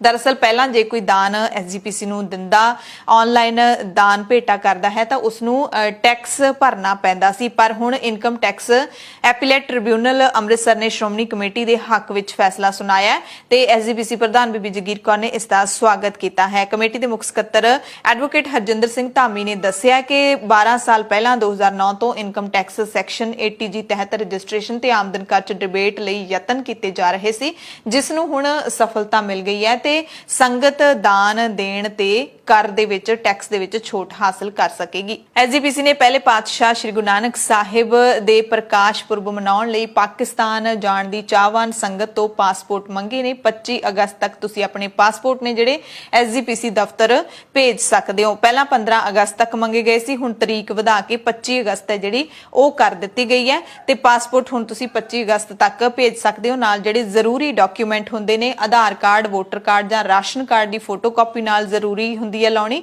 ਤੇ ਸਮੇਂ ਸਿਰ ਤੁਸੀਂ ਆਪਣੇ ਦਸਤਾਵੇਜ਼ ਐਸਜੀਪੀਸੀ ਦਫ਼ਤਰ ਨੇ ਜਿਹੜੇ ਮੁੱਖ ਦਫ਼ਤਰ ਅੰਮ੍ਰਿਤਸਰ ਦੇ ਵਿੱਚ ਭੇਜ ਸਕਦੇ ਹੋ। ਤੇ ਐਸਜੀਪੀਸੀ ਪ੍ਰਧਾਨ ਬੀਬੀ ਜਗੀਰ ਕੌਰ ਨੇ ਇਹ ਵੀ ਕਿਹਾ ਕਿ ਹਰਿਆਣਾ ਦੇ ਸ਼ਰਧਾਲੂਆਂ ਦੇ ਲਈ ਹੁਣ ਸਹੂਲਤ ਦਿੱਤੀ ਗਈ ਹੈ ਕਿ ਉਹ ਸ਼੍ਰੋਮਣੀ ਕਮੇਟੀ ਦੇ ਜਿਹੜੇ ਕੁਰੂਕਸ਼ੇਤਰ ਵਾਲੇ ਦਫ਼ਤਰ ਦੇ ਵਿੱਚ ਆਪਣੇ ਪਾਸਪੋਰਟ ਜਮ੍ਹਾਂ ਕਰਵਾ ਸਕਦੇ ਨੇ। ਹਰਿਆਣਾ ਸੂਬੇ ਦੇ ਕੋਟੇ ਤਹਿਤ ਸ਼ਰਧਾਲੂ ਸ਼੍ਰੋਮਣੀ ਕਮੇਟੀ ਦੇ ਉਪ ਦਫ਼ਤਰ ਕੁਰੂਕਸ਼ੇਤਰ ਦੇ ਵਿੱਚ ਆਪਣੇ ਪਾਸਪੋਰਟ ਭੇਜ ਦੇਣ। ਪਟਿਆਲਾ ਦੇ ਵਿੱਚ ਏਐਸਆਈ ਸੂਬਾ ਸਿੰਘ ਤੇ ਗੱਡੀ ਚੜਾਉਣ ਵਾਲਾ ਸ਼ਖਸ ਪੁਲਿਸ ਦੇ ਹੱਥੇ ਚੜ ਗਿਆ। ਪੁਲਿਸ ਨੇ ਮੁਲਜ਼ਮ ਗੁਰਬਾਜ਼ ਨੂੰ ਥਾਪਰ ਯੂਨੀਵਰਸਿਟੀ ਦੇ ਨੇੜਿਓਂ ਗ੍ਰਿਫਤਾਰ ਕੀਤਾ। ਮੁਲਜ਼ਮ ਗੁਰਬਾਜ਼ ਸਿੰਘ ਹਰਿਆਣਾ ਦੇ ਪਿੰਡ ਦਾਤਾ ਸਿੰਘ ਦਾ ਰਹਿਣ ਵਾਲਾ ਹੈ। ਮੁਲਜ਼ਮ ਨੇ ਪਟਿਆਲਾ ਦੇ ਵਿੱਚ ਨਾਕੇ ਤੇ ਚੈਕਿੰਗ ਲਈ ਰੋਕਣ ਤੇ ਏਐਸਆਈ ਸੂਬਾ ਸਿੰਘ ਤੇ ਗੱਡੀ ਚੜਾ ਦਿੱਤੀ ਸੀ ਤੇ ਭੱਜ ਗਿਆ ਸੀ। ਵੀਡੀਓ ਵਾਇਰਲ ਹੋਈ ਸੀ। ਏਐਸਆਈ ਜ਼ਖਮੀ ਹੋ ਗਿਆ ਸੀ। ਫਿਰੋਜ਼ਪੁਰ ਤੋਂ ਖਬਰ ਹੈ ਜਿੱਥੇ ਦਿਨ ਦਿਹਾੜੇ ਪਿਸਤੌਲ ਦੀ ਨੋਕ ਤੇ ਇੱਕ ਦੁਕਾਨਦਾਰ ਨੂੰ ਲੁੱਟਿਆ ਗਿਆ ਹੈ। ਸ਼ਹਿਰ ਦੇ ਪੌਸ਼ ਇਲਾਕੇ ਇੱਛੇਵਾਲਾ ਰੋਡ ਤੇ ਹਥਿਆਰਾਂ ਨਾਲ ਲੈਸ 2 ਮੋਟਰਸਾਈਕਲ ਸਵਾਰ ਇੱਕ ਦੁਕਾਨਦਾਰ ਤੋਂ ਨਕਦੀ ਖੋਹ ਕੇ ਫਰਾਰ ਹੋ ਗਏ ਤੇ ਹੈਰਾਨੀ ਦੀ ਹੱਦ ਉਸ ਵੇਲੇ ਵੀ ਕਹਿੰਦੇ ਨਾ ਰਹੀ ਜਦੋਂ ਪੁਲਿਸ ਕੰਟਰੋਲ ਰੂਮ ਦਾ ਨੰਬਰ ਹੀ ਨਹੀਂ ਮਿਲ ਰਿਹਾ ਸੀ। ਘਟਨਾ ਸਵੇਰੇ 6:30 ਵਜੇ ਦੇ ਕਰੀਬ ਵਾਪਰੀ ਦੱਸੀ ਜਾ ਰਹੀ ਹੈ, ਜਦੋਂ ਆਜ਼ਾਦ ਕਰਿਆਨਾ ਤੇ ਡਿਪਾਰਟਮੈਂਟਲ ਸਟੋਰ ਦੇ ਮਾਲਕ ਰਿੰਕੂ ਚਾਵਲਾ ਤੇ ਉਹਨਾਂ ਦੇ ਪਿਤਾ ਲੋੜੀਂਦਾ ਸਮਾਨ ਮੰਗਵਾਉਣ ਦੇ ਲਈ ਪੈਸੇ ਗਿਣ ਰਹੇ ਸੀ। ਉਸੇ ਵਕਤ 2 ਲੁਟੇਰੇ ਆਏ ਤੇ ਉਹਨਾਂ ਦਾ ਪੈਸਾ ਲੁੱਟ ਕੇ ਫਰਾਰ ਹੋ ਗਏ। ਮੰਡੀ ਅਹਿਮਦਗੜ੍ਹ ਦੇ ਸੰਦੌੜ ਤੋਂ ਖਬਰ ਹੈ ਜਿੱਥੇ ਨੇੜਲੇ ਪਿੰਡ ਧੰਨੋ ਦੇ ਵਿੱਚ ਟੈਂਕਰ ਖੜਾਉਣ ਨੂੰ ਲੈ ਕੇ ਹੋਈ ਨਿੱਕੀ ਜਿਹੀ ਲੜਾਈ ਦੇ ਵਿੱਚ ਇੱਕ 70 ਸਾਲ ਦੇ ਬਜ਼ੁਰਗ ਨੂੰ ਕੁੱਟ-ਕੁੱਟ ਕਈ ਮਾਰ ਦਿੱਤਾ ਗਿਆ। ਮ੍ਰਿਤਕ ਵਿਅਕਤੀ ਦੀ ਪਛਾਣ ਉਜਾਗਰ ਸਿੰਘ ਉਮਰ 70 ਸਾਲ ਵਜੋਂ ਹੋਈ ਹੈ। ਉਜਾਗਰ ਸਿੰਘ ਦੇ ਪੁੱਤਰ ਅਵਤਾਰ ਸਿੰਘ ਨੇ ਪੁਲਿਸ ਕੋਲ ਦਰਜ ਕਰਾਏ ਬਿਆਨਾਂ ਦੇ ਵਿੱਚ ਦੱਸਿਆ ਕਿ ਉਜਾਗਰ ਸਿੰਘ ਉਸਦੇ ਪੁੱਤਰ ਨੇ ਗੁਆਂਢੀ ਬਿੱਕਰ ਸਿੰਘ ਨੂੰ ਗਲੀ ਵਿੱਚ ਟੈਂਕਰ ਖੜਾਉਣ ਤੋਂ ਰੋਕ ਦਿੱਤਾ ਕਿਉਂਕਿ ਗਲੀ ਵਿੱਚ ਦਿੱਕਤ ਆਉਂਦੀ ਸੀ। ਇਸ ਗੱਲ ਤੋਂ ਬਿੱਕਰ ਸਿੰਘ ਨਾਰਾਜ਼ ਹੋ ਗਿਆ, ਗਾਲੀ ਗਲੋਚ ਤੇ ਉੱਤਰ ਆਇਆ ਤੇ ਕੁਝ ਸਮੇਂ ਬਾਅਦ ਬਿੱਕਰ ਸਿੰਘ ਆਪਣੀ ਪਤਨੀ, ਭਰਜਾਈ ਤੇ ਦੋਸਤ ਦੇ ਨਾਲ ਆ ਕੇ ਉਸਦੇ ਪਿਓ ਨੂੰ ਕੁੱਟਮਾਰ ਕਰਨ ਲੱਗ ਪਿਆ। ਸੜਕ ਤੇ ਪਿਤਾ ਨੂੰ ਸੁੱਟ ਦਿੱਤਾ ਅਤੇ ਲੱਤਾਂ ਮੁੱਕੀਆਂ ਮਾਰਨ ਲੱਗ ਪਏ ਤੇ ਕੁੱਟ-ਕੁੱਟ ਕੇ ਹੀ ਉਸਦੇ ਪਿਓ ਉਜਾਗਰ ਸਿੰਘ ਨੂੰ ਮਾਰ ਦਿੱਤਾ ਗਿਆ। ਪੁਲਿਸ ਨੇ ਸਾਰੇ ਮੁਲਜ਼ਮਾਂ ਦੇ ਖਿਲਾਫ ਮਾਮਲਾ ਦਰਜ ਕਰ ਲਿਆ। ਦਿੱਲੀ ਸਿੱਖ ਗੁਰਦੁਆਰਾ ਮੈਨੇਜਮੈਂਟ ਕਮੇਟੀ ਦੀਆਂ ਚੋਣਾਂ ਦੇ ਵਿੱਚ ਹੁਣ ਕੁਝ ਹੀ ਦਿਨ ਬਾਕੀ ਨੇ। ਉੱਥੇ ਜਿਹੜੀਆਂ ਮੁੱਖ ਪਾਰਟੀਆਂ ਚੋਣ ਮੈਦਾਨ ਦੇ ਵਿੱਚ ਉਤਰੀਆਂ ਹੋਈਆਂ ਨੇ, ਸ਼੍ਰੋਮਣੀ ਅਕਾਲੀ ਦਲ ਬਾਦਲ ਜਿਸ ਦੇ ਅਧੀਨ ਮਨਜਿੰਦਰ ਸਿੰਘ ਸਿਰਸਾ ਚੋਣ ਮੈਦਾਨ ਦੇ ਵਿੱਚ ਨੇ, ਸ਼੍ਰੋਮਣੀ ਅਕਾਲੀ ਦਲ ਦਿੱਲੀ ਜਿਸ ਦੇ ਵਿੱਚ ਪਰਮਜੀਤ ਸਿੰਘ ਸਰਨਾ ਤੇ ਹਰਵਿੰਦਰ ਸਿੰਘ ਸਰਨਾ ਦੋਵੇਂ ਸਰਨਾ ਭਰਾ ਤੇ ਪੰਥਕ ਅਕਾਲੀ ਲਹਿਰ ਦੇ ਪ੍ਰਧਾਨ ਜਥੇਦਾਰ ਰਣਜੀਤ ਸਿੰਘ, ਇਹਨਾਂ ਦੋਵਾਂ ਦਾ ਗੱਠਜੋੜ ਹੈ, ਇਹ ਵੀ ਚੋਣ ਮੈਦਾਨ ਦੇ ਵਿੱਚ ਨਿਤਰੇ ਹੋਏ ਨੇ। ਇਸ ਦੇ ਨਾਲ ਹੀ ਹੋਰ ਜਿਹੜੀਆਂ ਪਾਰਟੀਆਂ ਹੈਗੀਆਂ ਨੇ ਛੋਟੀਆਂ-ਮੋਟੀਆਂ ਉਹ ਵੀ ਮੈਦਾਨ ਦੇ ਵਿੱਚ ਨੇ। ਸਿੱਖ ਸਦਭਾਵਨਾ ਦਲ ਭਾਈ ਬਲਦੇਵ ਸਿੰਘ ਵਡਾਲਾ ਉਹ ਵੀ ਦਿੱਲੀ ਚੋਣਾਂ ਦੇ ਮੈਦਾਨ ਵਿੱਚ ਨਿਤਰੇ ਹੋਏ ਨੇ ਤੇ ਸਾਰੀਆਂ ਇਹਨਾਂ ਵਿਰੋਧੀ ਪਾਰਟੀਆਂ ਦੀ ਜਿਹੜੀ ਕੋਸ਼ਿਸ਼ ਇਹੀ ਵਾਹ ਲੱਗੀ ਹੋਈ ਹੈ ਕਿ ਜਿਹੜੀ ਮੌਜੂਦਾ ਕਮੇਟੀ ਦੇ ਉੱਤੇ ਕਾਬਜ਼ ਤੇ ਹੈ ਅਕਾਲੀ ਦਲ ਬਾਦਲ ਦੀ ਉਸ ਨੂੰ ਲਾਂਭੇ ਕੀਤਾ ਜਾਵੇ। ਹੁਣ ਦੇਖਣਾ ਹੋਏਗਾ ਕਿ 22 ਅਗਸਤ ਨੂੰ ਸੰਗਤ ਕਿਸ ਦੇ ਹੱਕ ਵਿੱਚ ਫੈਸਲਾ ਕਰਦੀ ਹੈ। ਇਸੇ ਦਰਮਿਆਨ ਡੀਐਸਜੀਐਮਸੀ ਦੇ ਪ੍ਰਧਾਨ ਮਨਜਿੰਦਰ ਸਿੰਘ ਸਿਰਸਾ ਨੇ ਦਾਅਵਾ ਕੀਤਾ ਕਿ ਪਰਮਜੀਤ ਸਿੰਘ ਸਰਨਾ ਨੂੰ ਇੱਕ ਵਾਰੀ ਫਿਰ ਅਦਾਲਤ ਮੂਹਰੇ ਝੁਕਣਾ ਪਿਆ। ਆਡਿਟ ਦੇ ਮੁੱਦੇ ਨੂੰ ਲੈ ਕੇ ਕਹਿੰਦੇ ਮੇਰੇ ਖਿਲਾਫ ਕੀਤਾ ਕੇਸ ਸਰਨੇ ਨੂੰ ਵਾਪਸ ਲੈਣਾ ਪਿਆ। ਸਿਰਸਾ ਨੇ ਕਿਹਾ ਸੀ ਅਦਾਲਤ ਨੂੰ ਦੱਸਿਆ ਕਿ ਅਸੀਂ ਹਰ ਸਾਲ ਆਡਿਟ ਕਰਦੇ ਹਾਂ ਤੇ ਇਸ ਦੀ ਕਾਪੀ ਕੋਈ ਵੀ ਲੈ ਸਕਦਾ ਹੈ। ਪਰ ਸਰਨਾ ਨੇ ਆਪਣੀ ਹਾਰ ਨੂੰ ਦੇਖਦਿਆਂ ਕੋਰਟ ਦਾ ਰੁਖ ਕੀਤਾ ਤੇ ਸਾਡੀ ਪਾਰਟੀ ਨੂੰ ਦਿੱਲੀ ਚੋਣਾਂ ਵਿੱਚੋਂ ਬਾਹਰ ਕਰਨ ਦੀ ਕੋਸ਼ਿਸ਼ ਕੀਤੀ, ਪਰ ਹੁਣ ਸਾਡੀ ਪਾਰਟੀ ਚੋਣਾਂ ਲੜੇਗੀ। ਉਹਨਾਂ ਕਿਹਾ ਕਿ ਮਨਜੀਤ ਸਿੰਘ ਜੀਕੇ ਵੀ ਚੋਣ ਕਮਿਸ਼ਨ ਕੋਲ ਗਏ ਨੇ ਕਿ ਕਿਸੇ ਤਰ੍ਹਾਂ ਚੋਣਾਂ ਰੁਕਵਾ ਦਿੱਤੀਆਂ ਜਾਣ, ਪਰ ਚੋਣਾਂ 22 ਅਗਸਤ ਨੂੰ ਹਰ ਹਾਲ ਦੇ ਵਿੱਚ ਹੋਣਗੀਆਂ। ਸੁਲਤਾਨਪੁਰ ਲੋਧੀ ਤੋਂ ਖਬਰ ਹੈ, ਜਿੱਥੇ ਅੰਤਰਰਾਸ਼ਟਰੀ ਖਿਡਾਰੀ ਹਰਪ੍ਰੀਤ ਸਿੰਘ ਉਰਫ ਵਿੱਕੀ ਦਿਓਲ ਨੇ ਆਪਣੀ ਮਿਹਨਤ ਦੇ ਨਾਲ ਪਵਿੱਤਰ ਸ਼ਹਿਰ ਦਾ ਨਾਮ ਹੈ ਜਿਹੜਾ ਉਹ ਰੌਸ਼ਨ ਕਰਵਾ ਕੇ ਨਵਾਂ ਇਤਿਹਾਸ ਸਿਰਜਿਆ ਹੈ। ਪਿਛਲੇ ਦਿਨੀ ਅੰਤਰਰਾਸ਼ਟਰੀ ਖਿਡਾਰੀ ਵਿੱਕੀ ਦਿਓਲ ਨੇ ਸਿਰਫ ਆਪਣੇ ਅੰਗੂਠੇ ਦੇ ਬਲ ਤੇ 40 ਸੈਕਿੰਡ ਦੇ ਅੰਦਰ 40 ਡੰਡ ਬੈਠਕਾਂ ਲਾ ਕੇ ਨਵਾਂ ਰਿਕਾਰਡ ਕੀਤਾ ਹੈ। ਖਾਸ ਗੱਲ ਇਹ ਰਹੀ ਹੈ ਕਿ ਡੰਡ ਉਹਨਾਂ ਦੇ ਵੱਲੋਂ 3 ਫੁੱਟ ਉੱਚੇ ਤੇ 1 ਇੰਚ ਚੌੜੇ ਲੋਹੇ ਦੀਆਂ ਰਾਡਾਂ ਤੇ ਲਾਏ ਗਏ ਨੇ, ਜਿਨ੍ਹਾਂ ਉੱਤੇ ਸਿਰਫ ਅੰਗੂਠਾ ਹੀ ਟਿਕ ਸਕਦਾ ਹੈ। ਬੈਠਕ ਲਾਉਣ ਦੇ ਸਮੇਂ ਉਹਨਾਂ ਦੀ ਇੱਕ ਲੱਤ ਹਵਾ ਦੇ ਵਿੱਚ ਹੀ ਰਹੀ ਤੇ ਇਸ ਸਾਰੇ ਕਾਰਜ ਤੋਂ ਬਾਅਦ ਇੱਕ ਨਵਾਂ ਵਿਸ਼ਵ ਰਿਕਾਰਡ ਹੈ ਜਿਹੜਾ ਉਹ ਕਾਇਮ ਹੋ ਗਿਆ, ਜਿਸ ਤੋਂ ਬਾਅਦ ਵਿਸ਼ਵ ਪੱਧਰੀ ਪ੍ਰਾਪਤੀ ਜਿਹੜੀ ਹੈ ਉਹਨਾਂ ਦੀ world book of records London UK ਦੇ ਵਿੱਚ ਦਰਜ ਕੀਤੀ ਗਈ ਹੈ। ਪੰਜਾਬ ਦੇ ਨੌਜਵਾਨ ਜਿਹੜੇ ਪੁਲਿਸ ਦੇ ਵਿੱਚ ਭਰਤੀ ਹੋਣਾ ਚਾਹੁੰਦੇ ਨੇ, ਉਹਨਾਂ ਦੀ ਭਰਤੀ ਹੈ ਜਿਹੜੀ ਸਾਹਿਬਜ਼ਾਦਾ ਅਜੀਤ ਸਿੰਘ ਨਗਰ ਦੇ ਵਿੱਚ 1 ਨਵੰਬਰ ਨੂੰ ਹੋਵੇਗੀ। 1 ਨਵੰਬਰ ਨੂੰ ਇੱਥੇ ਭਰਤੀ ਰੈਲੀ ਹੈ ਜਿਹੜੀ ਉਹ ਰੱਖੀ ਗਈ ਹੈ। ਸਾਹਿਬਜ਼ਾਦਾ ਅਜੀਤ ਸਿੰਘ ਨਗਰ ਮੋਹਾਲੀ ਦੀ ਪੁਲਿਸ ਨੇ ਦਵਿੰਦਰ ਬੰਬੀਹਾ ਗੈਂਗ ਦੇ 3 ਮੈਂਬਰਾਂ ਨੂੰ 2 ਪਿਸਟਲ, 9 ਅਣਚੱਲੇ ਕਾਰਤੂਸ ਅਤੇ ਹੋਰ ਗੋਲੀ ਸਿੱਕਾ ਸਣੇ ਗ੍ਰਿਫਤਾਰ ਕੀਤਾ। ਇਹਨਾਂ ਦੀ ਪਛਾਣ ਮਨਦੀਪ ਸਿੰਘ, ਜਸਵਿੰਦਰ ਸਿੰਘ ਅਤੇ ਅਰਸ਼ਦੀਪ ਸਿੰਘ ਦੇ ਰੂਪ 'ਚ ਹੋਈ ਹੈ। ਪੁਲਿਸ ਨੂੰ ਸੂਚਨਾ ਮਿਲੀ ਸੀ ਕਿ ਗੈਂਗ ਨਜਾਇਜ਼ ਹਥਿਆਰਾਂ ਦੇ ਨਾਲ ਲੈਸ ਹੈ ਤੇ ਇਹਨਾਂ ਦੇ ਕਈ ਸਾਥੀ ਜੇਲ੍ਹਾਂ ਦੇ ਅੰਦਰ ਤੇ ਬਾਹਰ ਕ੍ਰਾਈਮ ਕਰਦੇ ਨੇ। ਇਹਨਾਂ ਦਾ ਕੰਮ ਇਹੀ ਹੈ ਕਿ ਇਹ ਜਾਲੀ ID ਤੋਂ ਨੰਬਰ ਤਿਆਰ ਕਰਕੇ ਸੋਸ਼ਲ ਮੀਡੀਆ ਤੇ ਧਮਕੀਆਂ ਅਤੇ ਕਤਲ ਕਰਨ ਤੋਂ ਬਾਅਦ ਜ਼ਿੰਮੇਦਾਰੀਆਂ ਲੈਂਦੇ ਨੇ ਤੇ ਆਪਣੇ ਵਿਰੋਧੀ ਗੈਂਗ ਦੇ ਜਿਹੜੇ ਵਿਅਕਤੀ ਨੇ ਉਹਨਾਂ ਨੂੰ ਮਰਵਾ ਕੇ ਆਪਣਾ ਪ੍ਰਭਾਵ ਆਮ ਲੋਕਾਂ ਦੇ ਵਿੱਚ ਬਣਾਉਂਦੇ ਨੇ। ਉਸ ਤੋਂ ਬਾਅਦ ਇਹ ਸਨਅਤਕਾਰਾਂ ਅਤੇ ਕਾਰੋਬਾਰੀਆਂ ਨੂੰ ਧਮਕਾ ਕੇ ਉਹਨਾਂ ਤੋਂ ਫਰੌਤੀਆਂ ਲੈਂਦੇ ਨੇ। ਵਸੂਲੀ ਹੋਈ ਰਕਮ ਨੂੰ 2 ਵੱਖ-ਵੱਖ ਕੰਪਨੀਆਂ ਨੇ ਜਿਹੜੀਆਂ ਮਿਊਜ਼ਿਕ ਕੰਪਨੀਆਂ ਠੱਗ ਲਾਈਫ ਤੇ 골ਡ ਮੀਡੀਆ ਦੇ ਵਿੱਚ ਇਨਵੈਸਟ ਕਰਦੇ ਨੇ। ਪੁਲਿਸ ਦਾ ਦਾਅਵਾ ਹੈ ਕਿ ਦੋਵੇਂ ਕੰਪਨੀਆਂ ਨੂੰ ਇਹੀ ਚਲਾ ਰਹੇ ਸੀ ਤੇ ਗੈਂਗਸਟਰ ਦੂਸਰੇ ਗਾਇਕਾਂ ਤੋਂ ਜ਼ਬਰਦਸਤੀ ਘੱਟ ਕੀਮਤ ਉੱਤੇ ਗਾਣੇ ਲੈ ਕੇ ਆਪਣੀਆਂ ਬਣਾਈਆਂ ਹੋਈਆਂ ਕੰਪਨੀਆਂ ਚਲਾਉਂਦੇ ਨੇ ਤੇ ਗਾਣਿਆਂ ਵਿੱਚੋਂ ਪੈਸਾ ਕਮਾਉਂਦੇ ਸੀ। ਇਹ ਸਾਰੀ ਪੁਲਿਸ ਨੇ ਜਾਣਕਾਰੀ ਦਿੱਤੀ ਹੈ। ਪੰਜਾਬ ਦੀਆਂ ਖਾਸ ਖਬਰਾਂ ਦੇ ਖਾਸ ਬੁਲੇਟਿਨ ਦੇ ਵਿੱਚ ਤੁਹਾਡੇ ਸਭ ਤੋਂ ਇਜਾਜ਼ਤ ਚਾਹੁੰਦੇ ਹਾਂ। ਧੰਨਵਾਦ।